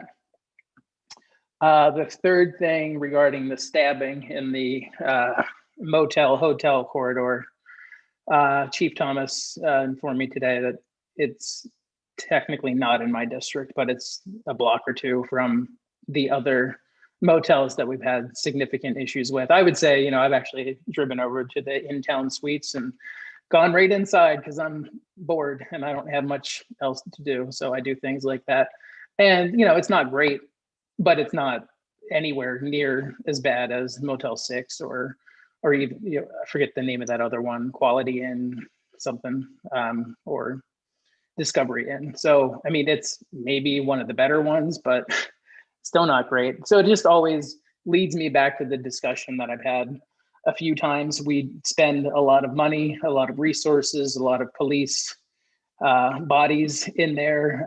We're lucky that it wasn't, anything worse. Apparently the tasings didn't work on this guy, as they don't with some people who have perhaps substances flowing through their body that makes them a little bit more impervious to that type of thing. So, I mean, we're lucky, A, that an officer didn't get more injured, or B, through whatever. I don't know, sometimes it seems like someone flinches and they get shot to death. And other times there's, a full-on scuffle with a police officer and taking his taser from him. And, sometimes those people live to tell the tale. So, I mean, it's not, I would never say great job not shooting someone, but, it definitely seemed like the perfect storm was there for someone to have been lethally encountered at that place. So, again, I don't want to say thanks for not killing someone, but, definitely it's a testament to the officers, I guess, who didn't use that force that, again, some people flinch or put their hands up as told and get shot. So, I guess I will say good job. It kind of, I didn't want to say good job because it seems a little weird, but it could have been a lot worse, and we could be facing a lot worse news as far as press coverage of that event goes if it would have gone a different way. So just wanted to put that on the record as well. Thank you for the kind words, Councilman. And finally, just, a lot of times we thank a lot of people, and there's a lot of people to thank right now. First of all, thanks to Laura and everyone who got the Midvale City sign put together and put up so quickly. My first thought when I saw it was, wow, that is much bigger than I thought it was. And then I was joking with the chief and like, people are going to come up over that over the curb and either drive right into it because they're staring at the sign. But anyway, I don't want to go into that. It looks great. My first inclination was wrong. I think it looks fine, and it's going to serve us well there. So thanks, Laura, for getting that all put together as quickly as possible. And if anyone else hasn't said it too, we got a lot of equipment, council and mayor. So I wanted to thank Shelley especially for putting together the spreadsheet that she'd put together of, all of our requests to use, CARES money to get some very, it might sound, you got a chair. Well, I mean, I tend to stand during some meetings as they get out, but as the evening drags on, I'm definitely going to be sitting. So, I didn't have a chair or a desk here, so I had a couch, and it's very comfortable to sit on a couch and be on a Zoom call for 4 to 5 hours. So all of that stuff is very, very appreciated by me, and I'm sure other council members and mayor as well. So thank you, Shelley. Thank you, Rory, for getting some of that put together, and IT department for their role in getting us some of the technology that we so desperately needed. So thank you, thank you, thank you. That's it for me. I've taken enough time. Thank you, council member. We'll now go to council member Brent Brown. Yep. Thank you, Mayor. I just have a few things. I echo a lot of what Dustin said about, making sure we're equipped during this time with added equipment. I do need to adjust something. I didn't get a power plug for the laptop, so that ran into a problem tonight. That's why I was a little late. I had to run back to work to get a different power cable. But other than that, everything's been great. Two things that sort of came up. One is it looks like the pedestrian activated crosswalk on Center, the second one got hit and taken out. I think that one was like a hit and run because the person that saw it called the cops. Chief, do you know if they ever found that guy that, took out that pole and drove away? Is that the one by the park, or are you talking closer down by tracks? The one by the park. That was the more recent one. We did. It was actually a reported accident, so it wasn't a hit and run. I didn't hear about it, so I actually saw it and kind of called Public Works, and backtracking, we looked and there was already a case number and all the insurance. So. Yeah, my friend called and then the guy drove away, and he's like, "Do you want me to follow him?" And they said no. So yeah, I think maybe perhaps your friend. I know we got right on it, and when I got the case number, it was all wrapped up. So yeah, he was nervous. As soon as the guy got in the car, my friend took off. He's like, because at first he stopped to help. He's like, "Oh my gosh, is this guy hurt?" Because didn't look good. And then as soon as he's like, "Hey, do you need me to call tow truck or something?" He got in the car, tried to start it, started, and he's like, "Oh, he's trying to leave." So he left to not put himself in injury way, but then called and was like, "Should I follow?" But he was gone by then. So maybe he didn't get very far. Yeah. Are we going to do that poll, those sort of extra polls, Glenn, over by the tracks one as well? Yeah, I've got some information on that in my report tonight, and you are correct. Both signs have been hit. One was a hit and run, and one was PD. Does have a case number. I'm just trying to find how many ways I can ruin your night, Glenn, by just bringing up things you are going to bring up later. That's okay. It'll just make it shorter later. Yeah, that's fair. For some weird reason, my daughter thinks I helped take down the winter decorations, and I just let her believe that I do. So that's cool. I don't. We can get a picture of you out there doing it. That would be amazing for her. She legitimately thinks I do. I think that's what she thinks city council is to me. But thanks for you guys' work on getting that up. But those polls went in right away. Additionally, someone else brought something up to me that I didn't really notice before. It makes a lot of sense. We should look into sort of, I hate the word regulating, but I don't know how else to say it, regulating the type of trees people can plant close to sidewalks, including the city, because I don't know if there's usually a lot more snow at this time or whatever, but there's been these fruit trees that have dropped an insane amount of these berries that don't seem appealing to birds even. On Center Street. So the new townhomes by me have a handful of them, but a bunch of them on Center in Maine, I don't want to walk on that sidewalk. I went to check it out after someone called and complained about how many there were. It's pretty annoying, and I think they're starting to go away now, but I don't think it's very pedestrian friendly when we have that many. I mean, there's hundreds of berries or I don't know what kind of fruit they are scattered on the sidewalk. And I think we need to find a better way to not encourage that type of trees being planted. I don't know if anyone else has thoughts on there, but it was pretty unseemly. But that's all I really have. Thank you, Councilmember Brown. We'll go next to Councilmember Heidi Robinson, please. Thanks, Mayor. I just wanted to echo Councilmember Getto's gratitude for Sherry and the IT department for everything they did for us to make sure we could do these meetings better. That's all I have tonight. Thank you. Thank you. We'll now finish up with Councilmember Paul Glover. Thank you, Mayor. I just want to also thank IT for the things they gave us to help these meetings out. Also, one other thing, I just want everybody to know that our Senior Citizen Care Center, Harmony Hills, has been hit really hard with COVID. So they're probably close to 50% of everybody in there has got COVID. So just be aware of that. There's not a lot we can do because they won't let us in, but we're thinking about them, and hopefully everything goes good for them. That's all I have this evening.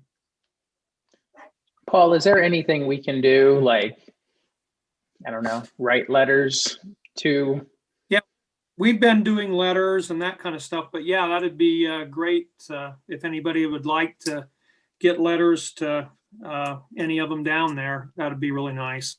And I'm more than welcome to facilitate. If you could get them to me, I'll get it to them. Okay, that sounds good. I'll probably do that, and maybe I'll drop them off in your mailbox at City Hall. Not a problem. Thank you. And thank you. Good report. A few things I'd like to go over. Councilmember Gettle took care of a lot of mine, but so pandemic to date, we've had 8 losses in our city. And like he said, 1's too many, 8's a lot. And we had one just recently in December. So we need to reassure everyone that face mask, distancing, washing, and acting responsible can keep that number at the minimum. And for us, a minimum would be 0 from here on out.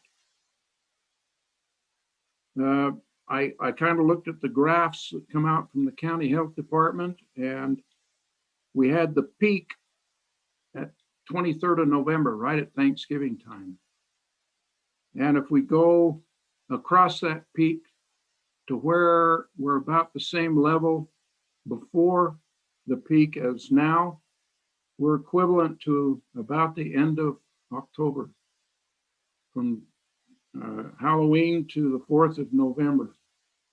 So if you remember what it was like then, that's about where we are now. We've come down off a very high peak, and we're glad to be here compared to where we were, but we've got a lot of improvement yet ahead of us. If I could ask another special report, Rory, as we get to have inoculations within the city, and also Chief Thomas and Chief Larson, if you would report each city council meeting from here on out, how many of your personnel have received the inoculation, please? So that we can get, a ballpark guess of where we are in getting that taken care of among our city personnel, excuse me, city personnel, our police and fire departments. I would appreciate that. Thank you. Hey, Mayor, sorry to interrupt. Yes. I had a thought, and obviously this is up to you, but I think when the time comes that you are able to get one, I think it would be super awesome if you took a photo, and as you're getting it, or have, someone take a photo and post it to our Midvale City page to show that, you support it. I think it would go a long ways for a lot of citizens to see that. I would be happy to do that. Thank you for that invitation. I would do it as well, but I'm guessing you're in the age category that will get it before me. It's a hypothetical. I'm not sure, but maybe. That's one of the interesting dialogues going on right now at every level of government. Who gets it first, who gets it next, and who gets it last? And I have to think of Christ feeding the 5,000. Who got it first and who got it last? I don't know. All people needed it. And I don't think anybody needs to be thinking that they have to have it first. I know our first responders are up first. I don't have any problem with that at all, because there's so many people that they come in contact with that are all over the chart as far as health. They've talked about 65 and older. I'm happily in that crowd, but now they've said 75 and older. I'm happy I'm not in that crowd yet. So I don't know. We'll just get it when we get it, and I'll have a camera ready and we'll take that picture. Do you want it before or after I yell ow? Maybe a live video, so we can see it. During your yell. Okay. All right, let's see. I had an invitation from Utah Home Builders Association to accompany them over to our homeless shelter in December. They had approximately 200 pairs of socks that they donated. And then we went from there over to the Life Start Village and donated 100 more pairs of socks over there. So there are businesses and associations as wide as our city is that have wanted to help where they can. And it's been a blessing to many, and they don't want any recognition necessarily. We did take a picture, but I'm not sure how far that got circulated. I think that's the end of my remarks. We appreciate everybody. I want to thank our IT department also. Noah Lee saw Chris Butte and I just in the last 24 hours trying to get our computers and earphones working. We finally got them going. So kudos to everybody in the city who prepare their work and get it done, even though we have these issues. It's not if only we were better, it would be easy. It's an even though we're in this pandemic, and even though we've got restrictions, and even though we have to work at home, or even though we have to keep coming into the office, or even though we're in a trench trying to fix a leak that's shooting out 100 gallons a minute, we're getting the job done. And I really do appreciate every employee and every council member and our citizens who are all being as responsible as they can be. I'm very amazed at the low quantity of COVID in our city. I really am. It's been a whole bunch of good choices by a lot of people that keep it this way. Okay, Kane Loader, would you have something to report there? Yes, thanks, Mayor. Well, wish you all a happy New Year. Hope you had a great holiday season. I have to echo the sentiments of the mayor and thank the staff and all the people that work for the city on keeping things going and moving and you know, we're going to get through this, and this is going to be over, and this is going to be a memory. Hopefully it's not a bad memory, but something that we look back on and say, yeah, we got through that. One of the things that point out, the state legislature begins this month, January 19th. Laura Magnus is trying to put together a legislative meeting, a virtual meeting with our legislators next week. So you should be seeing an invitation coming out very quick shortly. She's trying to get a time that will work for them. We're proposing about 7:30 in the morning on like a Wednesday morning to meet with them and spend about an hour with them and go over the issues that we feel like are going to be at the top of the heap there at the state legislature this year. It'll be an interesting session trying to deal with that, not being able to be up there in person, trying to have contact with our legislators and making sure that all of our bases are covered along with the leading cities and towns. And so this is going to be an interesting year, but we're looking forward to this session and getting that put behind us. And like Councilmember Brown said, hoping for the time when we can have in-person meetings like our budget retreat this year. So the other thing I would report, I'm trying to get a report from Utopia on an update on where we're at on the build out. I haven't got that from them yet. I will have that for you at the next meeting, full report on where we're at and what to expect this next year. That's all I have, Mayor, unless you have questions for me.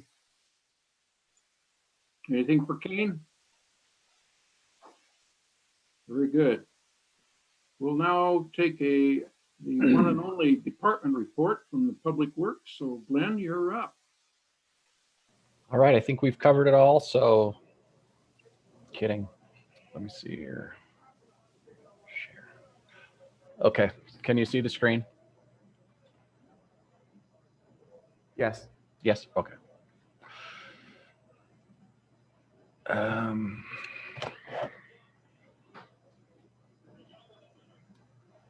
Okay, getting right to the signs. So quick, I'm just going to go through kind of each department, give a quick update on what we're working on and go from there. So Streets and Storm, we're working on holiday light removal. Bryant, if you would like to come get your picture taken, let me know. We'll get after it. We've just recently completed the quarterly street light inspection. We identified 22 lights out. We'll be coordinating with the county on those repairs. Streets and Storm have also fabricated some bollards on Center Street islands to protect the crosswalk signs. So as we've kind of already discussed, they've both been hit.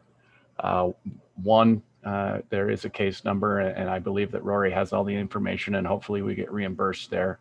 But each one of these signs is $4,000 each. There's solar panels, batteries, flashing lights, the whole deal.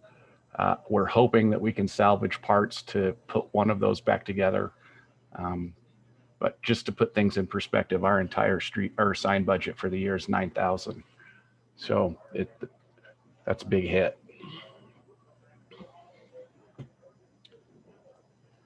Water and sewer, if you'll recall, we committed to the state to put in 40 sample stations, 20 last year, 20 this year.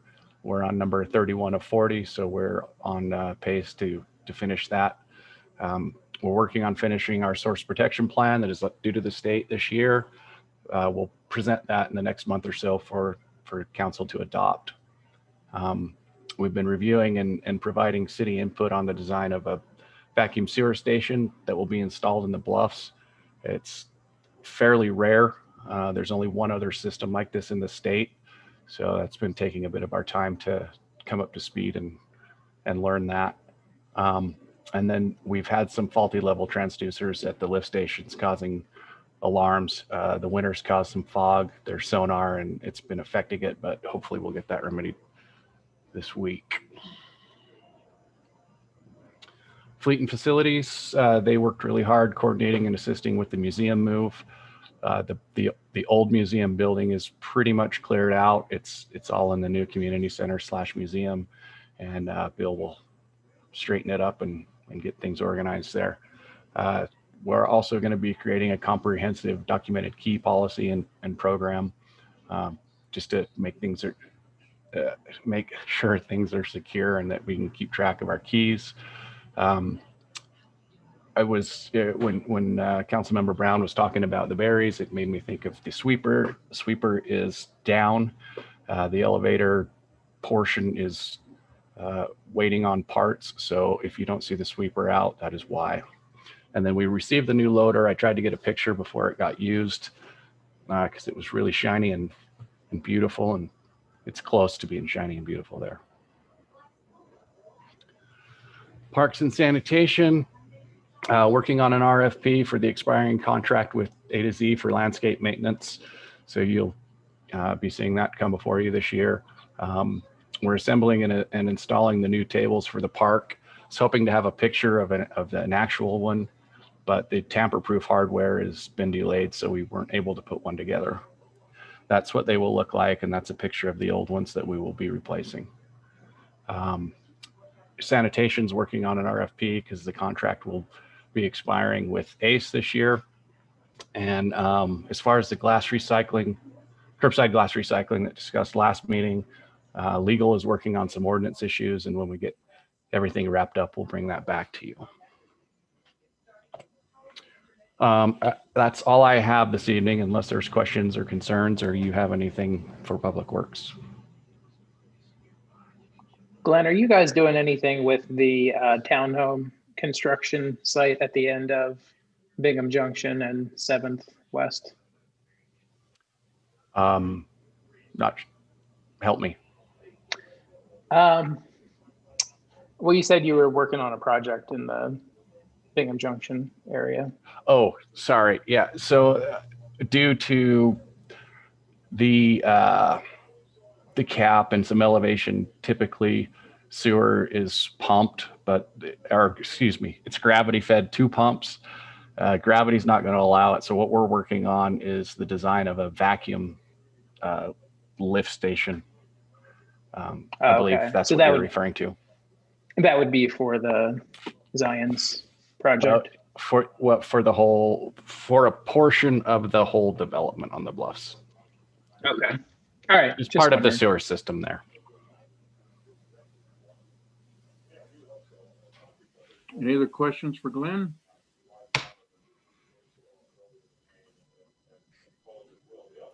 Okay, thank you.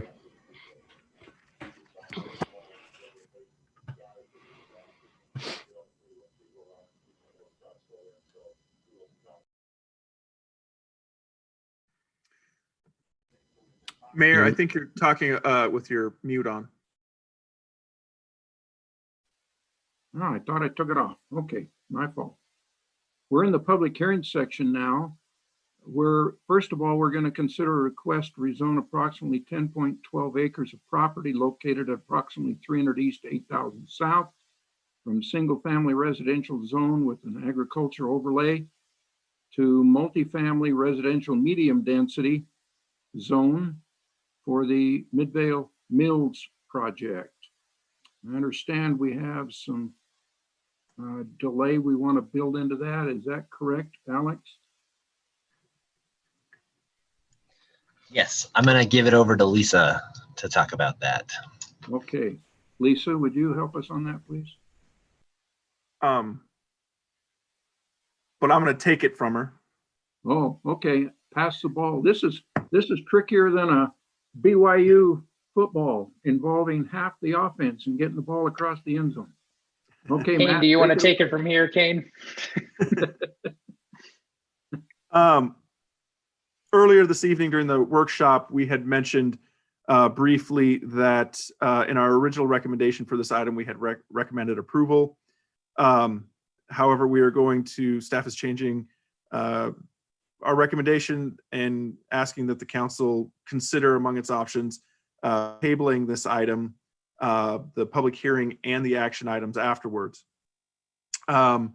We have been made aware recently that there are some concerns that are being made about some of the property rights of adjacent property owners to this project, particularly pertaining to an easement and potential encroachments onto a portion of the property.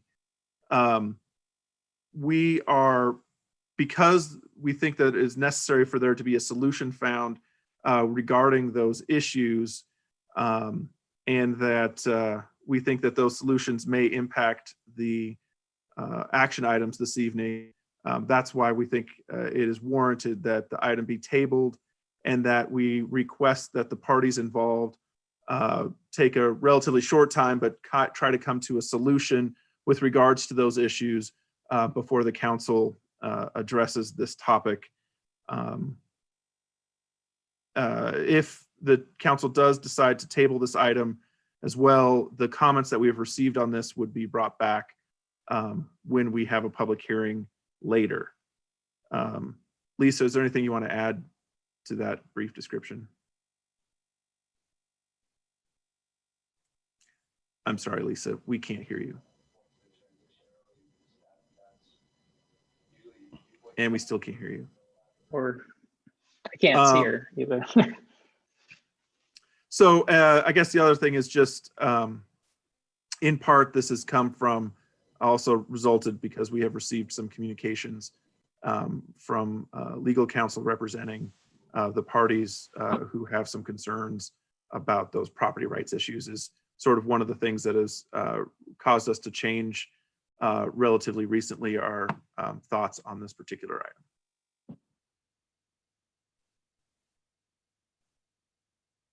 Can you hear me now? Yes. Okay. I have really nothing to add other than I think we just need some time to look at a few of the issues, and the parties need some time, just like Matt said.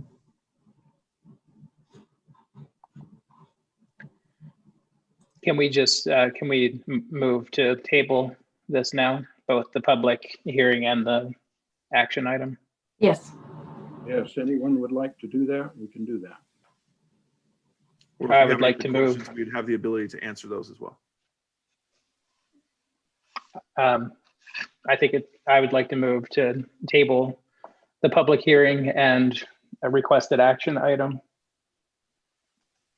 regarding the request to rezone approximately 10.12 acres of property located at approximately 300 East, 8,000 South from single family residential zone with agriculture overlay SF1/AO to multifamily residential medium density RM12 zone for the Midvale Mills project. Second. We have a motion and a second to table this issue. Any comments or questions on the motion? Seeing none, Rory, would you call the question, please? Yes, Councilmember Sperry, Aye. Glover, Aye. Robinson, Aye. Brown, Yes. and Gettle. Yes. Great. All right, we will get that, we'll get back to that issue at a future meeting as it's ready to go. The second public hearing is to consider a request to modify impervious surface requirements in RM12, RM25. I think that's supposed to be 7,200. RC and CI zones and building heights in RM12 and RM25 zones in Title 17 of the Midvale City Municipal Code. So is Jana here to help us through this, or one of her supervisors?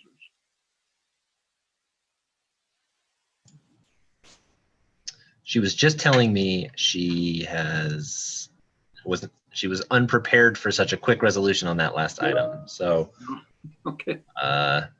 She had some people to invite to the meeting and is waiting for them to get invited in. Give me just a second. Okay. Figure out where she's at.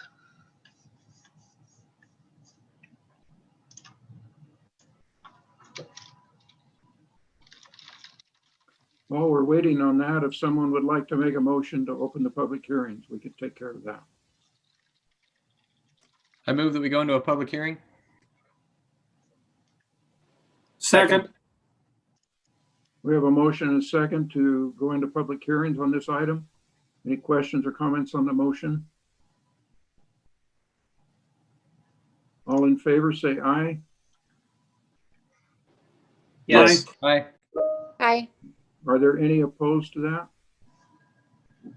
Seeing none, we will be in a public hearing as soon as Alex and Jana are ready. She needs to get an invite from IT to join the meeting.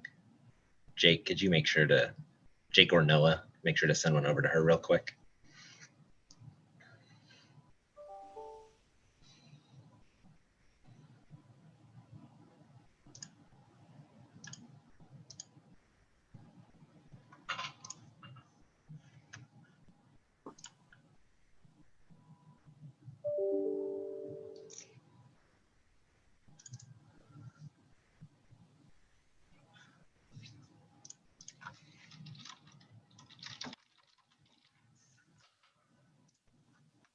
Gotta love the Zoom meetings, eh?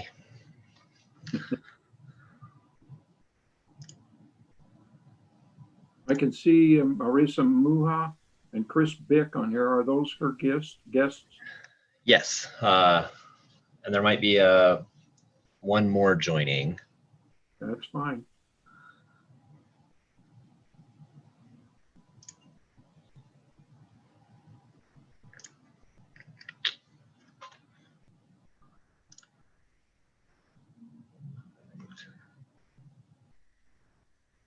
Well,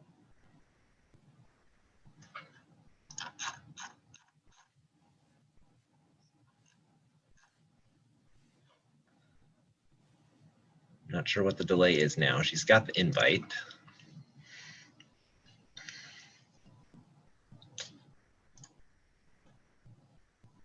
There she is. Great. Okay. Jana has been preparing long and hard for this one, and so I'll give it back to her so she can move on. Okay. Welcome, I'm not Jana. prepared, just wasn't on the meeting. I was listening on the side. Okay, go for it. Okay, so let me share my screen. There she is. You can hear me, right? Great. Okay. Okay. Jana has been preparing long and hard for this one, and so I'll give it back to her so she can move on. Yeah, it looks like you've got that recording going in the background. Yeah, I had to turn that off first. Okay, can hear everything.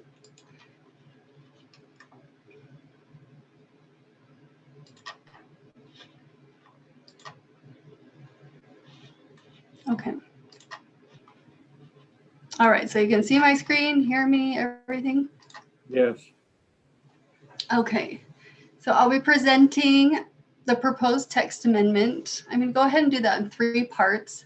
The first is impervious surface requirements in the front yard of the regional commercial and clean industrial zone.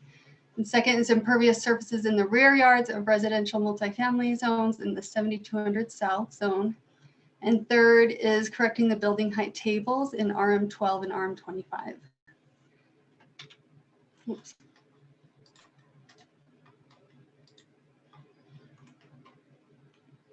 So I'll start with the formal request is from Llewellyn Foster, representing Raising Cane's Restaurant, which is proposed to be located at the corner of 900 East and Fort Union Boulevard, where the existing Hopper's Restaurant is. The ordinance currently limits impervious surface material coverage to 15% of the front yard. Mrs. Foster's request proposes to limit the impervious requirement to the front yard setback instead. And staff is also recommending to extend this request to include the clean industrial zone, as the language is the same for the front yard impervious surface.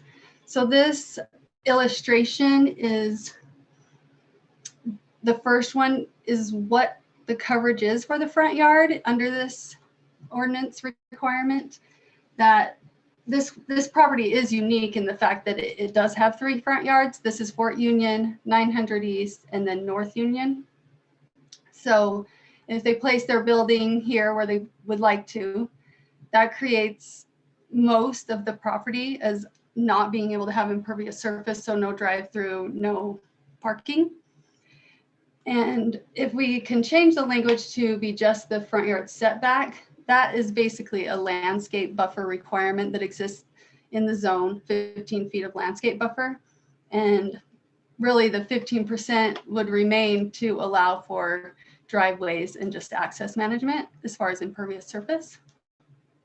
So you can see the front yard definition is the area between the front of the closest building and the front lot line or the edge of the right of way. And that extends across the entire lot. So in this instance, with 3 front yards, they inevitably would be asking for a variance otherwise, but it's not just this property that we have seen this kind of limitations and discouraging development. This slide is just the same intersection, the northeast corner of Czech City and Jimmy John's. This is something, we like to see buildings up on the street and parking in the back and good landscaping in the front. And even with a good design, this is at 30% impervious surface in the front yard. And then this is just an example of what was built, before this ordinance existed. Of course, there was large swaths of parking in the front yard. And so in order to see something like that redevelop, we have a pretty restrictive ordinance as far as impervious surface. So both zones have suffered a loss of development opportunity and variance requests due to this requirement. It's resulted in numerous lots with access management and dimensional issues that are challenging to develop. And the proposed text amendment would change the language in each zone to limit impervious surface in the front yard. setback instead of the front yard, thereby resolving these issues while maintaining the overall objectives of the zone. Here's another example in the clean industrial zone. This is on 700 West, where it's a fairly newer development. It's really nice landscaping. It's a nice design. And the clean industrial zone does have a build to requirement. So that building was required to be set back only 20 or 25 feet from the street. And just to have the access into the property where we prefer and actually is required to have storage and parking behind the building, it took 28% just to get a driveway onto the property. This neighboring property is the same. It's been not developed for a long time, and that's one of the barriers to development is just the shape of the lot, and this impervious surface requirement really limits that. I actually want to pause here and just see if you have questions so far, because like I say, this is like a 3-part thing, and I really want to address the questions that are specific to the Raising Cane's request. So I generally am okay with it. I just also want to, that lot is so unique because it has 3 front yards that, you know, are we tailoring something to like something that's unique where variance makes more sense? I mean, I appreciate these other examples because it's helped me not, you know, think it that way as much, but I generally don't have a problem with it, but it's probably not going to come up a ton, right? Unless there's at least these corner lots, at least a corner lot, right? It actually comes up quite a bit. That's why staff is wanting to talk about it and presenting, you know, wanting to move forward with these other zones, because like I say, this example here is 30%, and it really just is the driveway. Hypothetically speaking, if this was done, how quickly would Cane's be up and running? They're in the process of submitting a preliminary site plan. They have one more, it's actually a right-of-way vacation that they have already coming to Planning Commission next week. So they're just kind of cleaning up some of a couple things before they submit their final or their preliminary site plan. Sweet, thank you.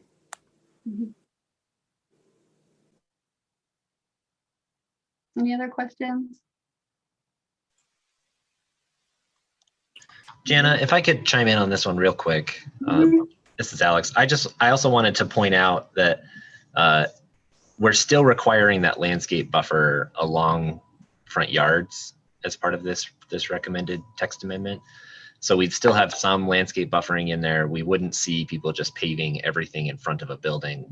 But we would be providing a little more flexibility for some of these sites to develop or redevelop that we aren't currently seeing. As Jana mentioned, we see this issue come up pretty regularly where folks come in and say, I want to expand a building or rebuild a building or do something in the RC zone. And we have to say, well, you have to either justify a variance or make these really almost unnecessary changes to your design to meet this arbitrary requirement that doesn't line up with what's been done in the past in that zone or in prior versions of that zone. That this example that Jana has here on the right is at the Shops at Fort Union. That's been the equivalent of a regional commercial zone for as long as it's been there. And today that wouldn't be allowed to be built as it's proposed because of this standard. So it is, the Raising Cane's example came in and that's what's prompted the change, but it's not the only example where it's been an issue. Thanks, Jana. Thank you. Anybody have any questions or comments that you'd like to raise on that part of her presentation? Okay, Jana, if you'd like to move on to the next one. Okay, so staff is recommending to, you know, extend this request to the rear yard impervious surface requirements in the multifamily residential zone. So RM25 has a requirement of 40% of the rear yard may be impervious surface.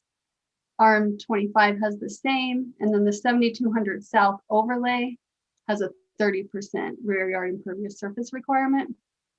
And the same kind of definition, the rear yard is the area between the rear line of the closest building, and the rear lot line of the right of way, extending the full width of the lot. So these existing requirements, we do see a lot of concern with these in development proposals. They limit the parking and recreational amenity opportunities in the rear yard by forcing parking to the side yard. And they constrain site layouts that are already constrained by other helpful measures. So other requirements in the ordinance, such as the build-to line and landscaping requirements, push parking and the recreational amenities to the rear yard, which conflicts. The proposed text amendment would resolve these conflicts by limiting the impervious surface requirement to the rear yard setback instead of the rear yard. And this would, you would be maintaining a landscape buffer between adjacent properties while still encouraging parking behind the building. So the rear yard setback in these zones is 20 feet. This is an example of an apartment building at 8000 South and Main Street that was recently approved. And they were able to make it work, but it was the main thing that we had to go back and forth on reviews with. And it takes up a lot of time. It slowed their development process. It takes up a lot of staff time, when really the design ended up almost the same as it would have. Like I say, they have the build-to line. The building's required to be at the street. There's no parking allowed in the front yard, and parking has to be in the side and the rear. Yet we have this whole blue area where only 40% of it can be parking or impervious surface at all. So we have other, things in the zone, like a 40% open space requirement, that are guaranteeing that we're still going to have an open space. The landscape buffer requirements are still there. The staff is not worried that we will not have good development, or we will have like these buffers taken away from neighboring properties. I think that all those exist, even without this very restrictive part of the code. I'm going to go ahead to the third part, which really was just as we looked very specifically at RM 12 and 25, we realized that the text amendment that was passed it was ordinance number 2019-005. It was passed by the City Council on May 7th of 2019, when we took out the language regarding the height and just changed it to stories to make it more straightforward and to make it, more compatible with architecture of today's standards. So this was just an oversight there, that the tables were not changed, and we just wanted to get this cleaned up as part of this proposal. So that's everything that I have. And we can go ahead and talk about this more if you have any more questions. Okay, that's a lot. Council, do you have questions or comments on these three areas of changes?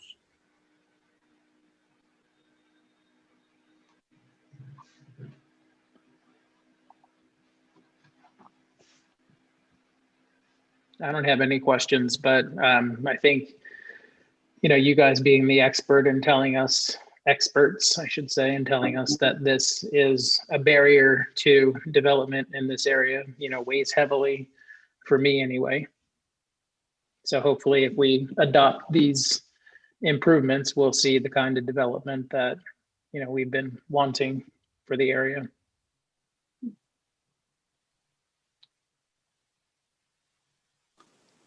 Okay. Just yes, looking at it, it looked to me like it would probably improve the future of our development.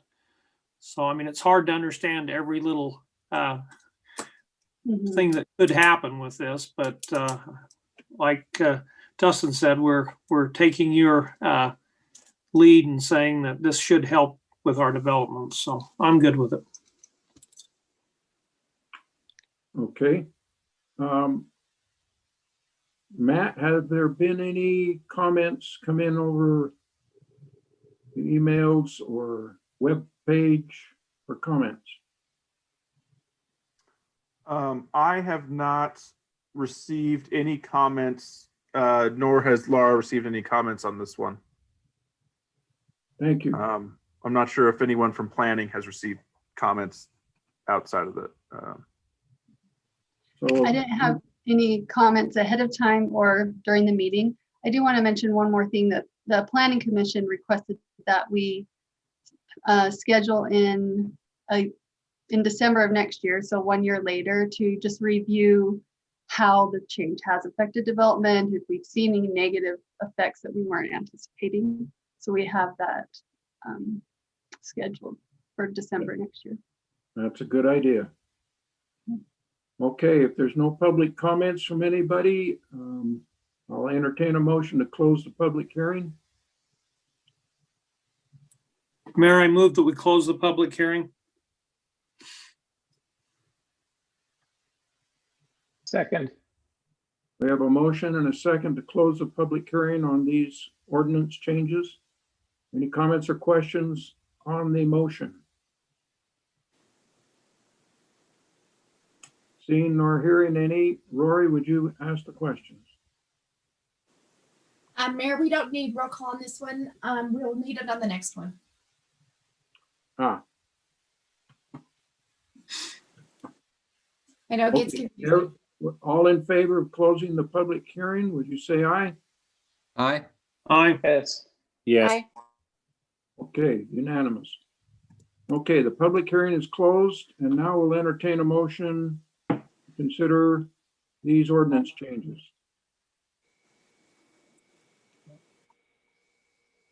Mayor, I move that we adopt ordinance 2021-0-02, amending impervious surface requirements in the RM-12, RM-25, 7200 South Overlay, Regional Commercial and Clean Industrial Zones, and correcting building heights in tables 17-7-3.4 and 17-7-4.4 of the Mid-Val Municipal Code. Second. Okay, we have a motion and a second to approve this ordinance changes. Any comments or questions on that motion? I hear none again. Rory, now you can ask. Okay, Councilmember Sperry, Aye. Glover, Aye. Robinson, Aye. Brown, Yes. and Gettle. Yes. Thank you. The next item on the agenda is the consent agenda to consider the minutes of December 8, 2020, and to set the date and time for a public hearing being January 19th at 7 p.m. to consider proposed amendments to the fiscal year 2021 general fund and other funds as necessary. Mayor, I move that we approve the consent agenda. Okay, Second. we have a motion and a second to approve the consent agenda. Any questions or comments on that? Rory, would you ask the question? Yes, Councilmember Glover, Aye. Robinson, Aye. Brown, Yes. Gettle, Yes. and Sperry. Aye. Thank you. Thank you. We'll now go to our action items. Action item A is to consider resolution 2021-R02 acknowledging completion and receipt of the independent audit. Kyle, we're so proud of that audit result. Anything you'd like to add on this motion? No, Mayor, I do have John Hatterley with Larson and Company on that. We'll just briefly go over the reports. Okay, I'll turn it over to John. good.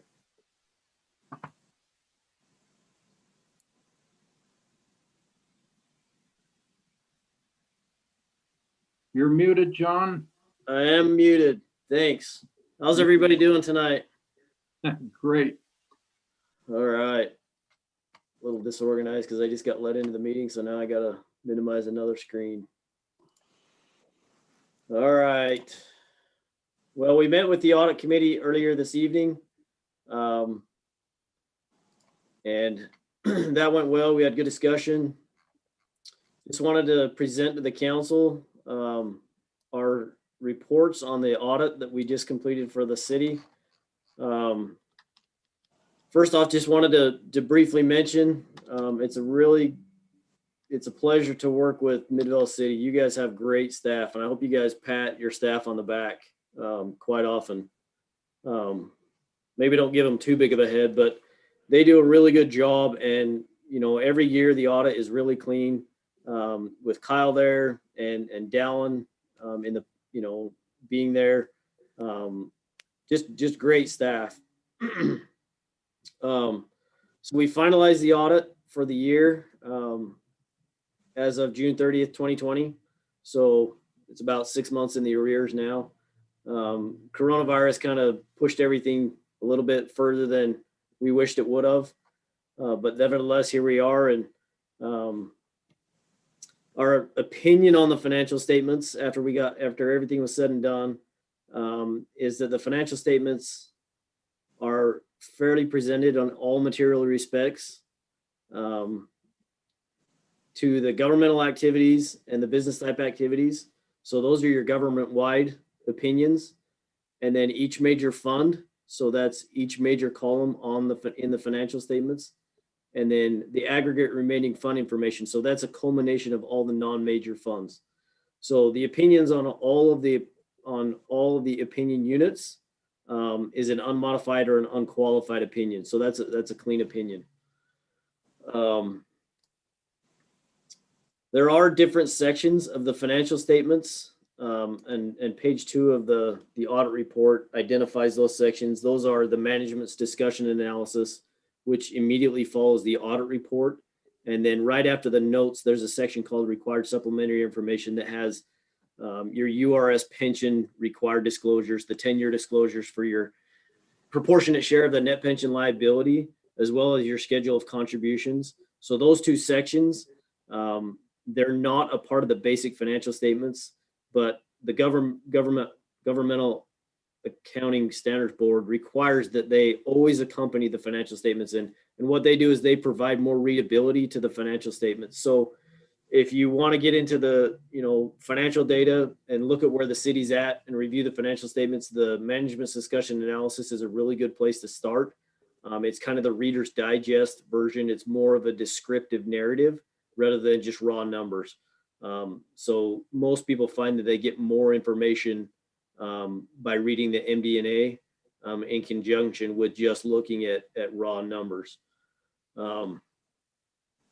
We're also required to report to the government our responsibility as far as government auditing standards. So there are specific procedures that we are required to perform based on an audit that contains that is applicable to a government.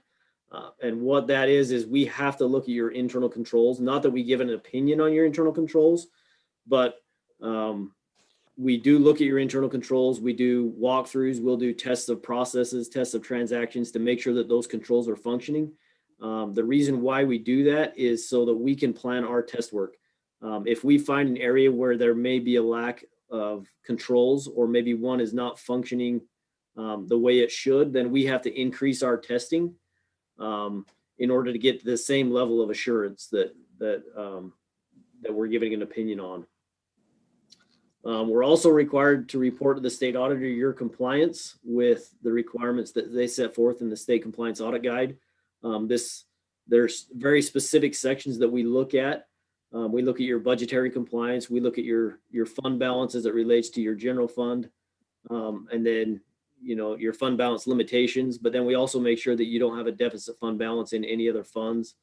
We look at your compliance with restricted taxes, open and public meetings, cash management, enterprise fund transfers, impact fees, the URS compliance, or the Utah retirement systems, and then the public treasurer's bond. The one new one this year is the fraud risk assessment. And we talked kind of at length at that in the audit committee meeting. And Kyle can kind of fill you in on some of that information. We don't need to take the time to discuss it this evening, but we do give an opinion on your compliance because we do look at specific requirements set forth by the state. Then our opinion is really limited to those specific areas. We do look at your compliance as far as debt compliance, but we don't go as far as making sure that you're in compliance with every code contained in the Utah State Code. But it kind of goes without saying that, you know, just because we look at specific areas, it doesn't excuse the, you know, management from knowing and understanding code and following code. So our opinion relates to specifically the state compliance audit guide and the requirements therein. And it's really the same opinion as the financial statements, just on compliance. It's an unmodified or an unqualified opinion. In fact, the results of our procedures identified no instances of non-compliance that were required to report in accordance with that state compliance audit guide. And the rest of the report that you'll see in the financial statements just relates to internal control over compliance. So just like we look at your internal control over financial reporting, we also look at your internal control over compliance. And we've actually internally created a control matrix that we have management identify the key controls and who's responsible to make sure that the requirements for the state compliance get done, and they get done timely, and they get done accurately. So that's something that we feel really helps your staff identify those controls rather than just assigning a person. It makes them consciously think about, okay, we really do have controls over getting our money management report filed twice a year. That's one that is very easily forgotten because you only do it twice a year. And so we make sure that there's controls in place to make sure that things like that get done. And then there are just a couple of things that I'm required to communicate just on an annual basis at the close of our audit. Just remember that there's always estimates in the financial statements, and over time those estimates can change.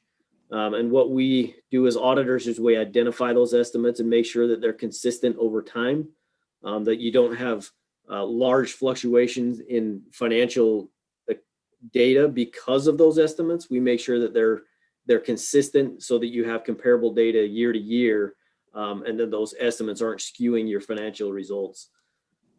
Difficulties in performing the audit, like I said, your staff is great. They know their job. They are very professional in what they do. All of the interviews that I performed went very well. There were no concerns amongst the staff with other staff members, at least that they were comfortable enough telling me about. And, you know, as far as the audit procedures go, we received all the information that we requested or that we needed within probably 1 or 2 days. And that's a very good sign to me as I look at my staff and I interact with my staff doing the procedures. I get a little concerned when some of them come to me and say, well, I can't get my areas done because I'm still waiting on information that I requested 2 weeks ago. And if we can't get information on a timely basis, then, you know, the risk hairs kind of start standing up on the back of my neck, you know, wondering, hey, you know, why isn't this information readily available? Are you trying to recreate information? Are you trying to find it? Are you, you know, disorganized to where you don't know where it's at? Are you trying to manipulate information? You know, trying to assume what we're trying to get at. So you're trying to manipulate the data. But that didn't happen in our audit procedures with the city. Like I said, everything went very smooth. There were no uncorrected misstatements. The reason why we're required to communicate that is we base our audit on materiality. And so as we perform our tests, whether it's a third-party confirmation, whether we do a predictive test, or we do high-level analytics or high-efficient analytics, the results that we come up with, we compare to what's in your financial statements. And if we have differences, then we have to track those differences. And if they're individually material, then we have to propose a journal entry to management, and they have to either accept or reject it. And then we deal with that as time goes on. In fact, I don't think that we actually made any proposing journal entries this year. I think that Kyle and Dallin had all of the books in order, or when questions arose, they knew what the issue was, and they figured it out and made the adjustment themselves. Management representation. So we get representations from management. It's kind of a full disclosure letter. And I believe the mayor might have signed that one this year with Dallin. that you're not aware of any compliance issues, you're not aware of any fraud within the city, you're not aware of any litigation that we haven't been made aware of. You're in compliance with any grant agreements that you're currently under. You're in compliance with Utah state law. You follow accounting principles. So really, the purpose behind that letter is we get full disclosure. So when I'm reviewing our audit results and I'm forming our opinion, I know that I can be confident in our opinion, in the fact that I've had full disclosure from the city, that you're not really keeping any information or hiding any information that is relevant that would affect our opinion. For example, if you express that there was no litigation, but really, the city was under litigation for, say it was $5 million and you ended up losing that, then, that is a material misstatement in the financial statements because that liability is not reflected. So that's why we have the city really just sign the representation letter that you're representing, that you're really giving us full disclosure. Consultations with other accountants. If there is a disagreement with an accounting principle or a balance, how you account for certain transactions, then the city can go out and talk to a third party independent auditor. The only requirement is we also have access to that same third party so that all of us can get together and come to a consensus and an agreement, and then we can move forward and issue an opinion on the financial statements. Like I said earlier, there were no internal control findings that we would need to identify this year. I'm not saying in any way that the city's perfect. I'm sure that we could come in and nitpick and find some things, but when we looked at internal controls, I feel like the city has very good internal controls.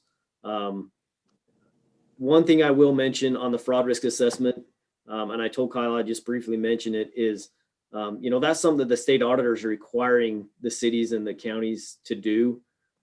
I would recommend that you guys use that assessment as an internal tool to go through each one of those areas, and areas where you had to mark no, really talk amongst yourselves and try and figure out how it's possible that you can implement that in this upcoming year. And it may take a couple of years to get there. Or if you were able to mark yes, for instance, you guys have an audit committee, but what can your audit committee do to fully function better? Can they meet a little bit more often? Can they discuss, internally what's going on in the city? Can they perform, small independent audits internally, really independent of Kyle and his staff? And we talked a little bit about that in the audit committee meeting today. So really just, I would go through each one of those areas, know and understand what they're talking about, and use that to really kind of bolster the internal controls that are already in place in your city. And that's the real way that you're going to prevent fraud, is to make sure that your internal controls are solid. Because in the fraud triangle, there's only one side that you can control, and that's the ability for someone to commit fraud. You can't control the outside influences that affect a person, and you also can't affect their rationalization. So most people that I find that commit fraud, there are those out there that are devious and their intent is to commit fraud, but most good people get put in a position where they have significant external pressures. I always use the example of if any of you are married and have kids or grandkids, most of us as parents would do anything to protect our kids. And if we got into a position where it was a life or death situation for our kids, and it was either pay for medical bills or whatever it may be, or pay for our mortgage and pay for food, I'm going to do whatever I can to protect my kids. And if I have the opportunity at work, all of a sudden, here's this pressure pushing on me, and I have the opportunity to take money and make sure that I can stay in my house for a few more months, then I start to rationalize and say, well, this is for a good cause. I would never do this except for this. So the only one area that you can control is the ability of somebody to actually commit fraud. So that's what I hope you guys get out of that fraud risk assessment, not just the score. To me, the score really doesn't matter because I look at your fraud risk as part of our audit procedures. So I have my own opinion on where your fraud risk really lies. I know that areas where you say no, you have mitigating controls that are going to offset that no answer. So you do have controls in place. However, there are some areas where you mark yes, where I, probably feel like you could probably do a little bit better. So the score, to me, I don't really look at it as a true assessment of where your fraud risk really lies. That's only based on certain criteria that the state auditor has set forth. But, like I've talked to Kyle about it before, we're more than happy to sit down and have discussions. And we do have discussions. I know I've had discussions with Dallin before on things that they can do better, or areas where they're doing a good job. And we feel like the controls are sufficient. But it's an ongoing battle. You have to identify risk and you have to identify controls, on an ongoing basis. It's not kind of a one and done thing. It's got to be an ongoing basis, really forever, because every time you change staff, all of a sudden you have a new set of risks that's identifiable with that, even new person, based on their education level, based on their experience, based on the access that they have in the system. All sorts of different things that bring up new risks that you have to then identify and maybe adjust some of your controls. So that's all I had. I don't want to take a ton of your time. I know you have a long meeting this evening. So if there are questions when you review the financial statements, feel free to reach out to me. I'm available anytime to chat. I love to chat with our clients. Like I said, we really appreciate the opportunity to work with Midvale and just love your city. So. Thank you, John. Any additional comments, Kyle? No, I did just want to thank John for his work, and then also thank Dallin, our finance director. Unfortunately, he's accepted a job with Utopia as their controller, so his last day will be this week. We're definitely working on the replacement plan, but with somebody with his experience and how long he's been here, he's certainly going to be difficult to fill his shoes. Well, thanks to you and your team and the auditors for providing a good report back to the city council and the citizens. I'll entertain a motion then on resolution 2021-R02.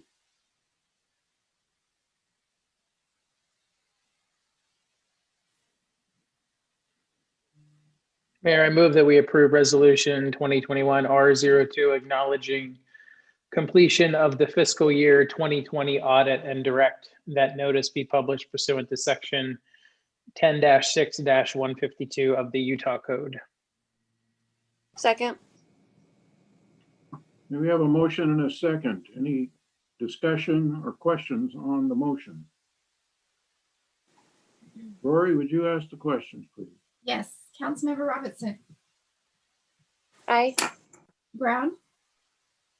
Yes. Gettle. Yes. Sperry. Aye. And Glover. Aye. Thank you. The next action item is to consider final subdivision plat for the 16 lot subdivision located at 127 to 149 East, 7100 South. Jana, you're up again.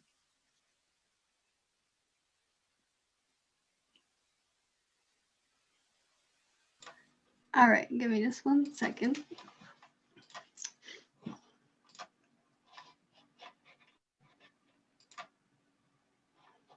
Okay.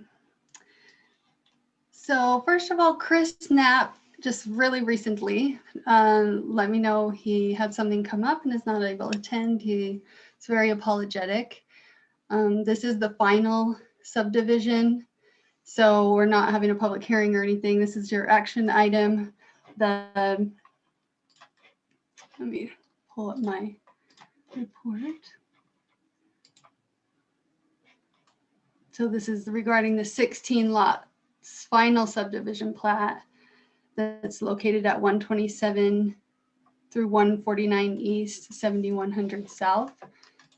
As far as the old addressing, this project is currently under development. They had an approved site plan and were able, their small scale master plan was approved by the Planning Commission on May 13th, 2020. And they were able to begin construction. This subdivision plat is so that they can subdivide the property rather than have the 16 rental units. The Planning Commission conducted a public hearing on the preliminary subdivision or the final preliminary subdivision plat on July 22nd, 2020. And the council conducted a public hearing on the subdivision plat on August 18th, 2020. And all of those conditions have been met. This is the final. We have approval from the fire department, final approval, and the engineering department just has some very minor corrections that will need to be addressed before the Mylar is printed. The conditions that were covered were the applicant provided evidence of courtesy notices to utility companies, and then the water and sewer letters were received. So, like I said, the other restrictions were obtaining or removing existing structures. That was done months ago. And the notes on the plat were added for the street trees and the street lights. So the only thing we need here as far as the approvals is just the applicant shall prepare a revised final subdivision plat to be reviewed by the city engineer. Fire marshal has approved it, and planning staff will do one more review. Once approved, the applicant shall obtain all required signatures on a final subdivision plat Mylar. And this actually was skipped in our last meeting. The applicant shall prepare a draft declaration of covenants, conditions, and restrictions, including the creation of a homeowners association for the development to be reviewed and approved by the city attorney. Once approved, the document shall be recorded concurrently with the subdivision plat Mylar. So the applicant is currently working on that, and we've discussed that a little bit so far. And staff does recommend approval for this final subdivision plat. And I can answer any questions if you have any.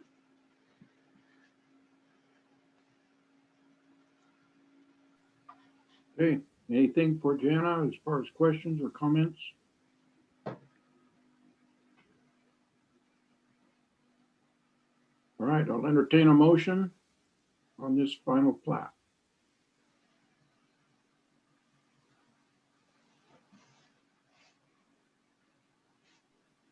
Mayor, I move that we approve the final subdivision plat for the 7100 South Peak View flat subdivision with the following conditions.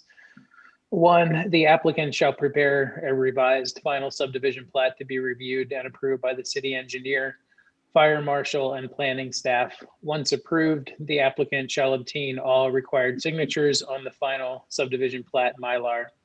2, the applicant shall prepare a draft declaration of covenants, conditions, and restrictions, including the creation of a homeowners association for the development to be reviewed and approved by the city attorney. Once approved, this document shall be recorded concurrently with the subdivision plat Mylar.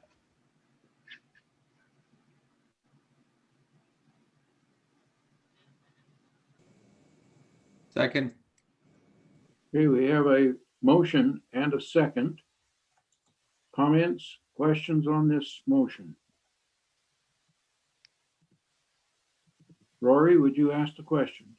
Yes, Councilmember Brown, Yes. Gettle, Yes. Sperry, Aye.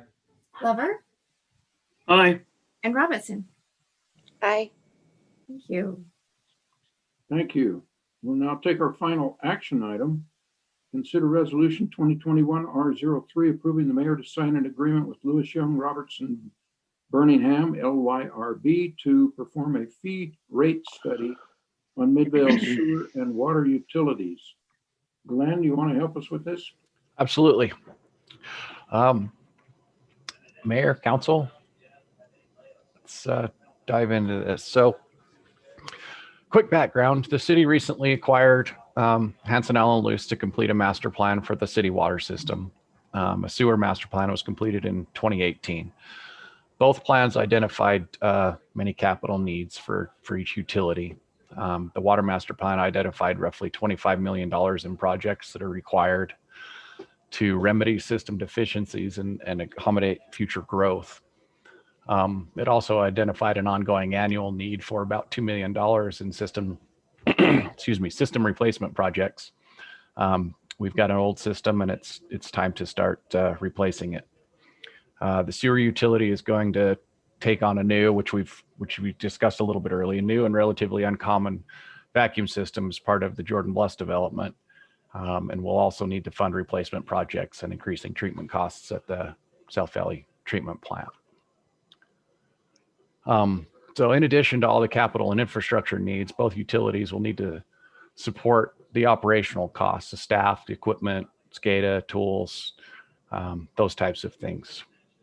Historically, the city's reviewed the rates internally as part of the annual budget process, but there is a need to perform a more extensive review and study.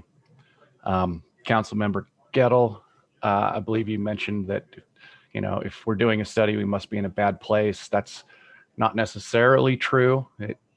It is kind of true in this circumstance, but I think it's good practice every 5 years or so to do a rate study and master plan. The city's recently released an RFP for professional firms to provide proposals to perform the rate study on the utilities. The rate study will include a comprehensive review of the following, both current and then proposed steps on the utility rates, the rate structures, the costs, the operating costs, the revenues. And it will also review potential funding options that follow state guidelines and requirements so that we can keep the utilities operating at good service levels. The recommendations from the study should cover the operational and capital needs for the next 5 years and provide revenue projections for the next 10 years. So we'll probably revisit it again in another 5 years. So the RFP review and selection process. The RFP was released mid-December with 4 firms responding. Barry Dunn, JWO Engineering, Zions Public Finance, and Lewis Young Robertson and Birmingham. A committee was put together that included staff from finance, legal, public works, engineering, and city administration. And we reviewed the proposals based on the following weighted criteria: experience, qualifications, and personnel, quality of approach, or the scope of work, and the schedule and timeline. After everything was scored and weighted, Lewis, Young, Robertson, and Birmingham was chosen. This breaks down the cost.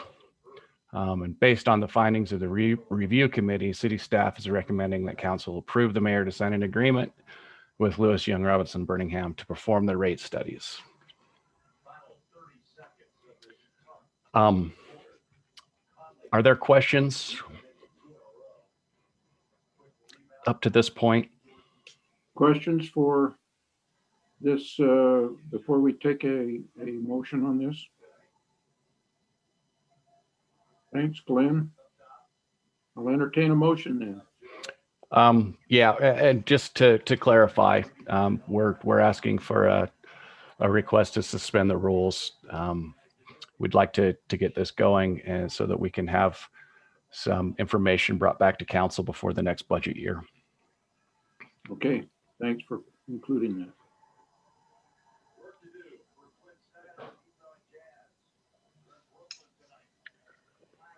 Mayor, I move that we suspend the rules and adopt resolution number 2021 R03 approving the mayor to enter into an agreement with Lewis, Young, Robertson, and Birmingham, LYRB, to perform a comprehensive fee rate study on Midvale sewer and water utilities.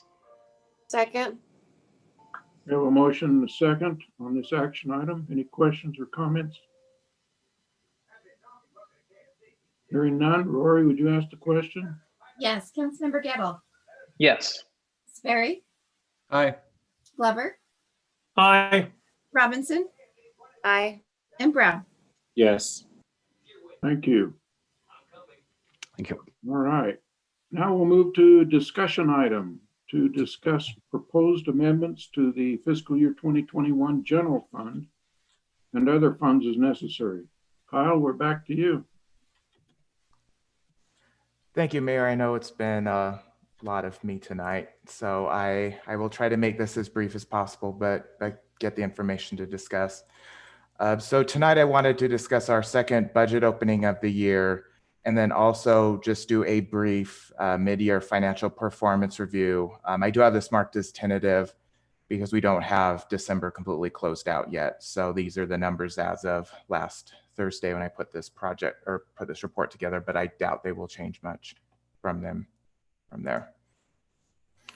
So first, I like to break out what the amendments are going to be, because when you see it in the packet with the next council meeting, there's going to be a lot of GL accounts again. So it's easier just to clump it into major categories. So first, with the first budget opening, we as staff had discussed a possible employee merit increase, delaying that until the new year to make sure that the financial performance of the city was meeting our expectations and that we would be able to fund this correctly. The second, which we also did discuss at the budget opening, number one, was the career ladders, equity adjustments, and then hazard pay for those employees that were unable to telecommute. The third is CARES Act adjustments, some minor adjustments while we complete those major programs. And just as a note on this, we as staff have been waiting for direction from Salt Lake County before we come back to you as a council to discuss what to do with some of the remaining funds that we have allocated to public safety with the CARES Act funds. So I haven't forgotten about it, but with the federal legislation in December, we're just still waiting for some guidance on that. And then in our capital projects fund, there's an adjustment that is needed to complete the community center project, and we'll get to that. And then the next one's in the water fund for that Jordan Valley water pipeline project that Glenn had discussed at the prior meeting. And then some additional water meter replacement expenses that we've incurred as we've completed that second year of the change out. So first I wanted to discuss the mid-year financial performance. And this is just a snapshot of the general fund, and I will be sending out the full mid-year report within a week or so once we have all of the numbers completed. So overall in the general fund, our revenues have been 7% above what we were expecting, which is about $479,000. Leading that is sales tax. And intergovernmental, which is mostly our road, our Class C road, or our road tax money. And then fines and forfeitures. As you might remember from our first budget opening, we did decrease that budget because we were of the revenue decreases we were seeing in the Justice Court. So it is a little bit above expectations there. Some of the revenue items that haven't been meeting expectations, one is licenses and permits and charges for services.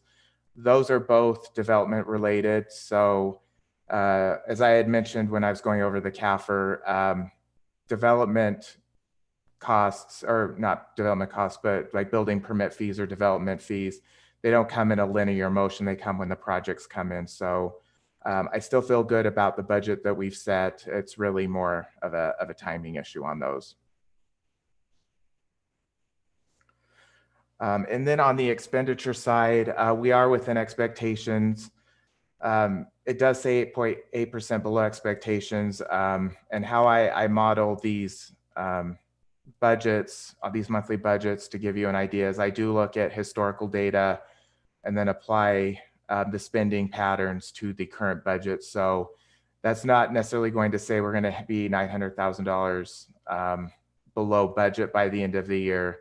But at the same time, we're not seeing any areas that we're really spending more than we've budgeted. So we're good there. Personnel is close to its budget. There's always going to be a little bit of personnel variance. Some of that's due to if we have an employee depart and a new one hires at a different pay rate. And then also the bigger one is insurance. So if people make insurance changes, they might switch to a less expensive insurance, or they might go from family to two-party. It works the other way too, but usually we don't go over just based off the way I do the budget. So overall, in the revenue and expenditure side, we're doing well as a city. And then just as a reminder, in that budget opening number 1, I put the possible merit increase into fund balance. So we won't be pulling from these additional revenues to cover that. One unknown is, as this pandemic goes on, if we're going to start seeing lower sales tax or if some other revenues are going to be affected, but I think we have enough cushion right now that we'll be able to weather that if we do have some downturns. So going back to the employee merit increase that we had discussed in the first budget opening. So the total to the general fund will be about $108,000. I also put our internal service funds. So we do have employees that are paid out of the fleet and IT funds. So that will cost those funds about $5,000. And I include that with the general fund because the general fund ultimately is the one that pays most of that. And then the RDA total will be discussed during the RDA discussion item in the RDA meeting. And then the enterprise funds, as you can see, it's about $20,000 for water, $11,000 for sewer. Stormwater was about $15,000. Street lighting, $290. We only have very small portions of employees being paid out of that fund. Same with sanitation at $478. These enterprise funds will need to be paid out of a different fund than the general fund, since they're enterprise funds and they're designed to stand on their own. So overall, that's a citywide total of about $167,000. And those numbers, they've changed a little bit since the first budget opening when I discussed this, but they've actually gone down, not up. So to give you just a summary, with that budget opening number 1, I had set aside almost $156,000 into fund balance to cover these increases if you as the council do approve them.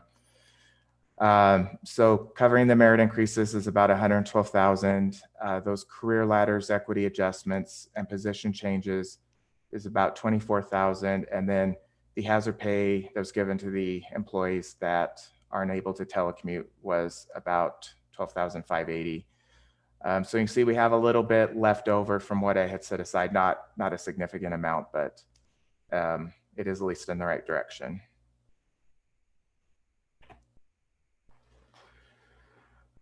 And then just really shortly on the enterprise funds, we will go over these in more detail, but the water will be funded with the debt service savings when we refinanced the water bond.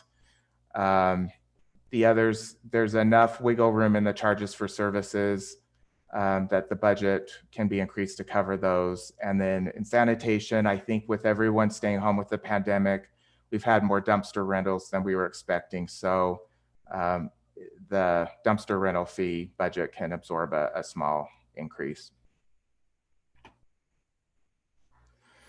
Going back to the career ladder and then those internal equity adjustments that we had already discussed, and the council seemed to be amenable to those.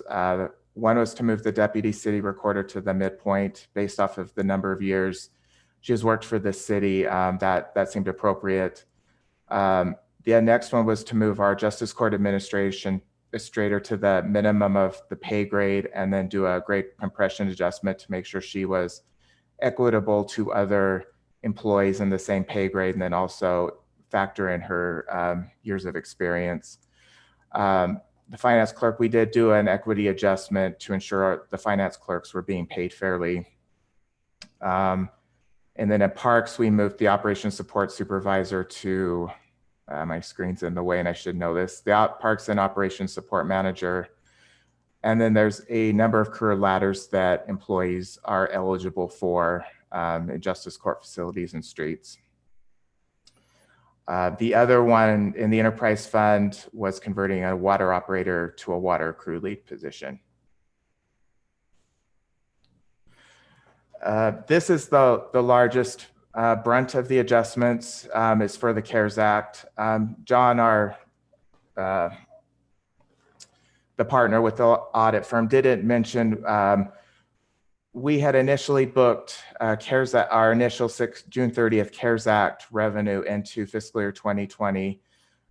It was determined by him that it actually wasn't eligible to be revenue. And after doing some research and looking into some audit guidance, I did agree with him. So we did not book that as a revenue. It ended up getting booked as a deferred revenue, which essentially just means it's not ready to be counted as a revenue yet. It hasn't met the criteria. So we will have to record that as revenue in fiscal year 21. It actually makes things more cleaner, believe it or not, because we've done most of our spending in fiscal year 21 and it keeps things matched up. There's a few of these. We put in an estimate in the budget opening number 1 in the original budget. So we finally have the actual costs for those. Some of the larger ones. So we had a line item for multiple CARES Act projects.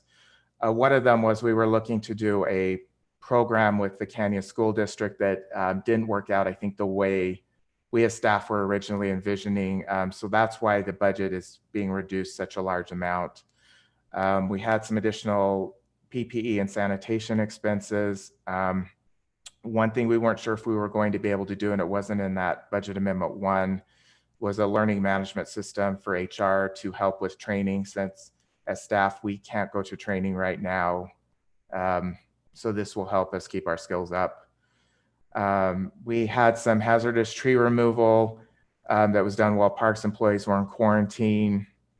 And then a few reductions as we got the actual costs in. We want to get the budget tied up with the actuals. Another one was the LED sign project. We as staff had been discussing it at budget opening 1, but we weren't sure if we would have been able to complete it in time. So that wasn't even put in the budget at all. So that's why the entire amount you're seeing in the proposed amendment. And then we had, of course, the disc golf course. We came up with a number. It ended up coming in significantly less. And same with the cameras at Public Works.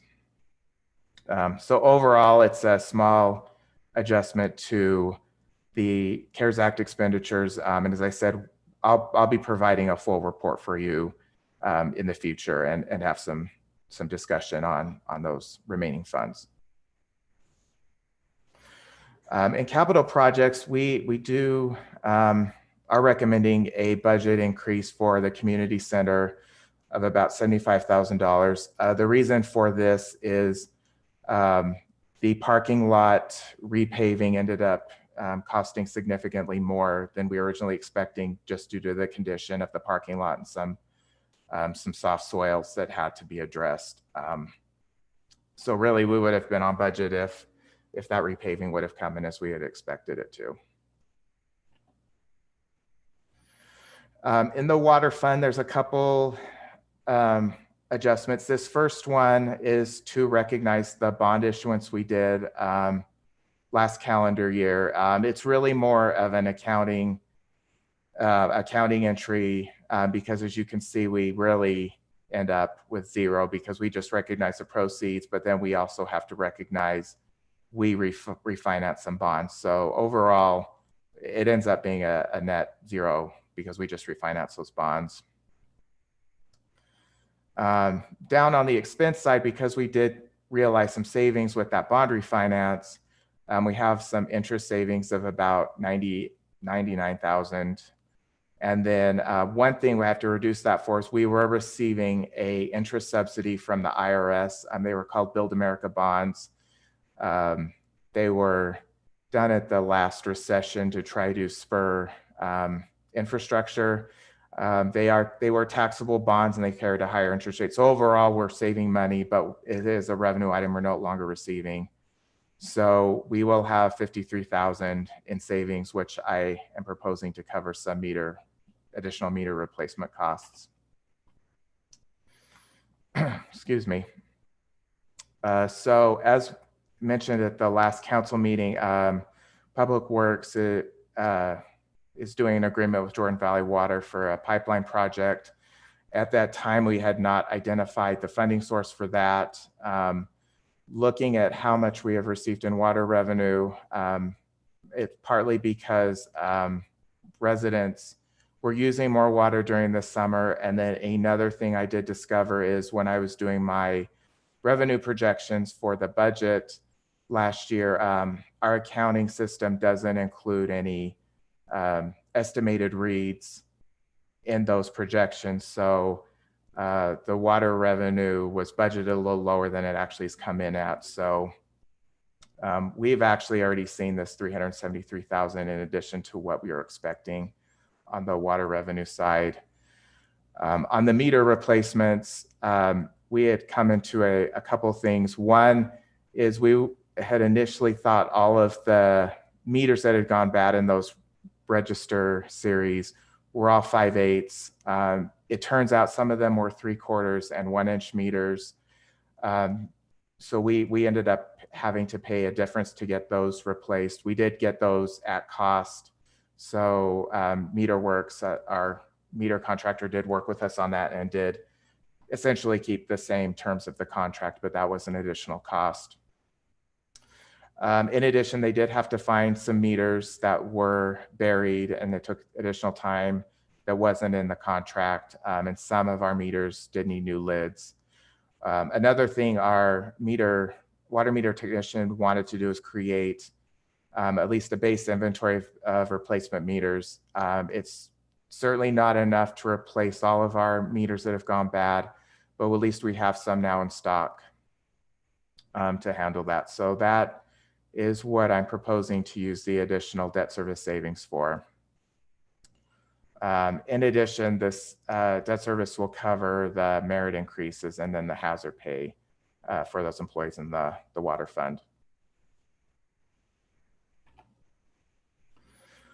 Sewer fund's a little simpler. So the proposal is to increase our not increase our user charges, increase the budget for our user charges by about $8,200. And that will cover the sewer's proposed merit increase and then hazard pay. Stormwater was the other recipient of that refinanced bond. So this is to do the same thing that I did in water. So recognize the proceeds, but then recognize the old bonds were paid off. So it really ends up being a net zero for the city. And then debt service, we've had savings of about $53,000. I'm going to go to the next slide. So the proposal would be to fund the merit increase with that, and then there's a little bit left over that can reduce our fund balance usage for the year. Street light, as I said, we just got a few employees have a small portion of their salaries being allocated to the street light fund. So the proposal would be to increase dumpster fees, which we have seen increased revenue for to cover that increase. So that's in summary what the proposed adjustments are. So if there's any discussion or any questions from me or any comments, I would love to hear them. Very thorough, Kyle. Thank you. Any questions for Kyle on those proposed adjustments? Amendments, excuse me. What would be the backdating point for the merit increases? My projections were to December 1st, as we had discussed in the first budget opening. So that didn't change. Okay, cool. Any other questions, comments?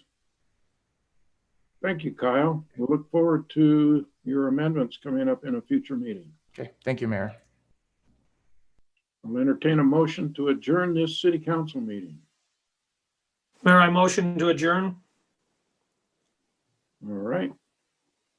Good night, everyone. We'll RDA. Hold on a minute. Oh. Oops. We're too excited.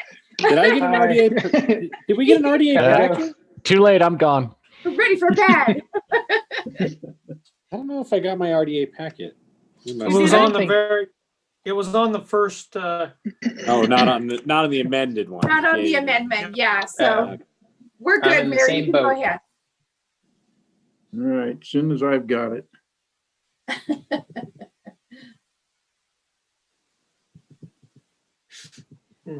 Down, baby.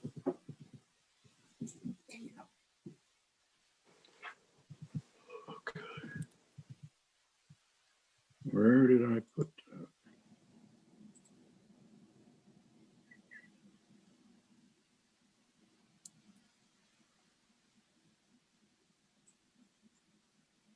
Ah, got it. All right. Oops. As we did for the city council meeting, this is an electronic meeting. It's has no physical location. And so a YouTube channel is available for those who would like to participate in the proceedings. If you'd like to make public comments, please email your comments to lmagnus@midvale.com prior to the completion of the public comment portion of the meeting. Okay. We'll welcome everybody and ask Rory to perform a roll call, please. Okay. Board Member Gettle. Here. Sperry.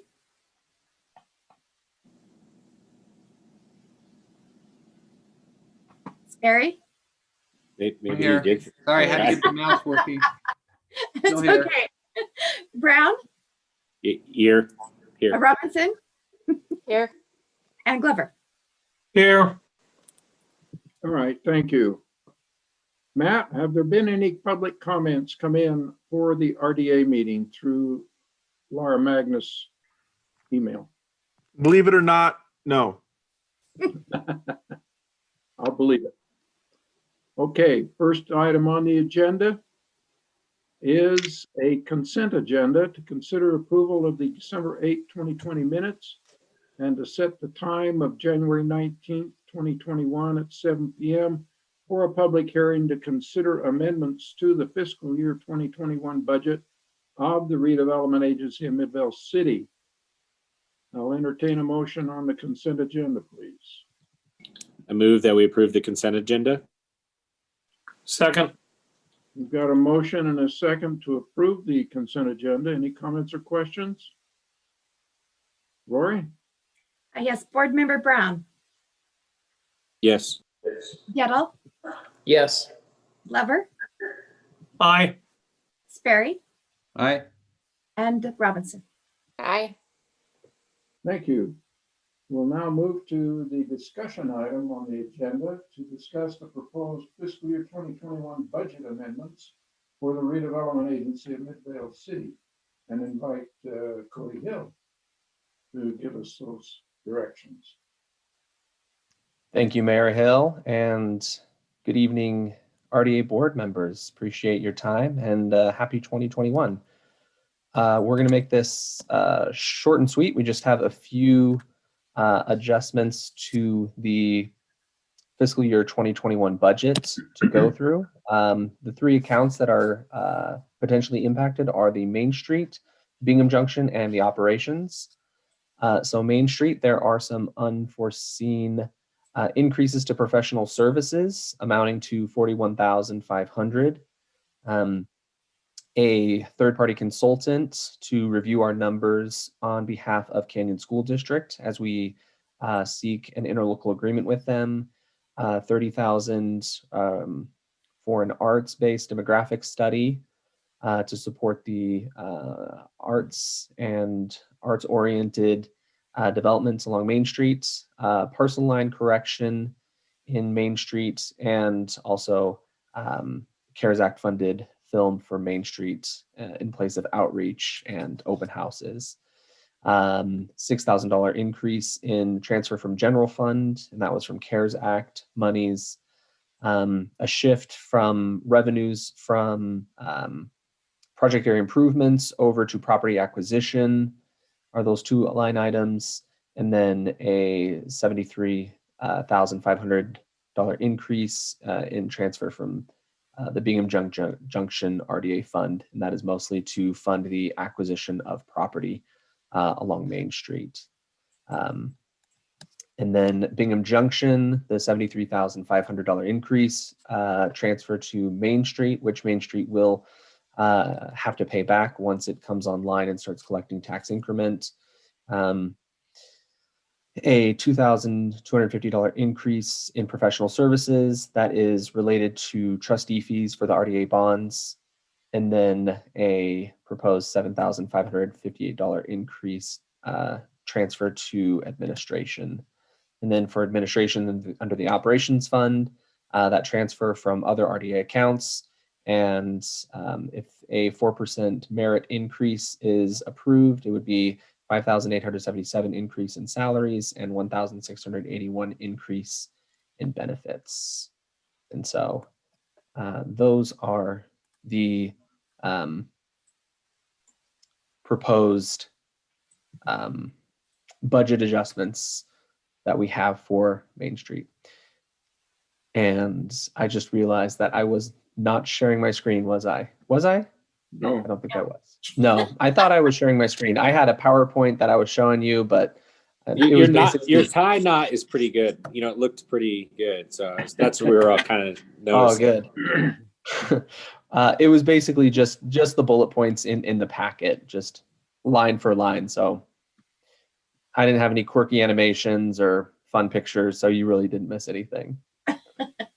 We'll probably get it in the next RDA meeting.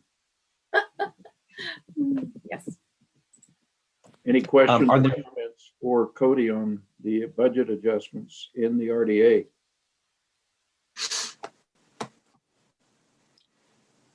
I think we're pretty tuckered out tonight. I'll entertain a motion to adjourn the RDA meeting. Motion to adjourn, Mayor. Thank you. All right. Happy New Year. Good night. Good Thanks, everybody. night, everyone. Good night. Night. We don't have an MBA meeting? No, lucky you. We're done. Good night. Hi.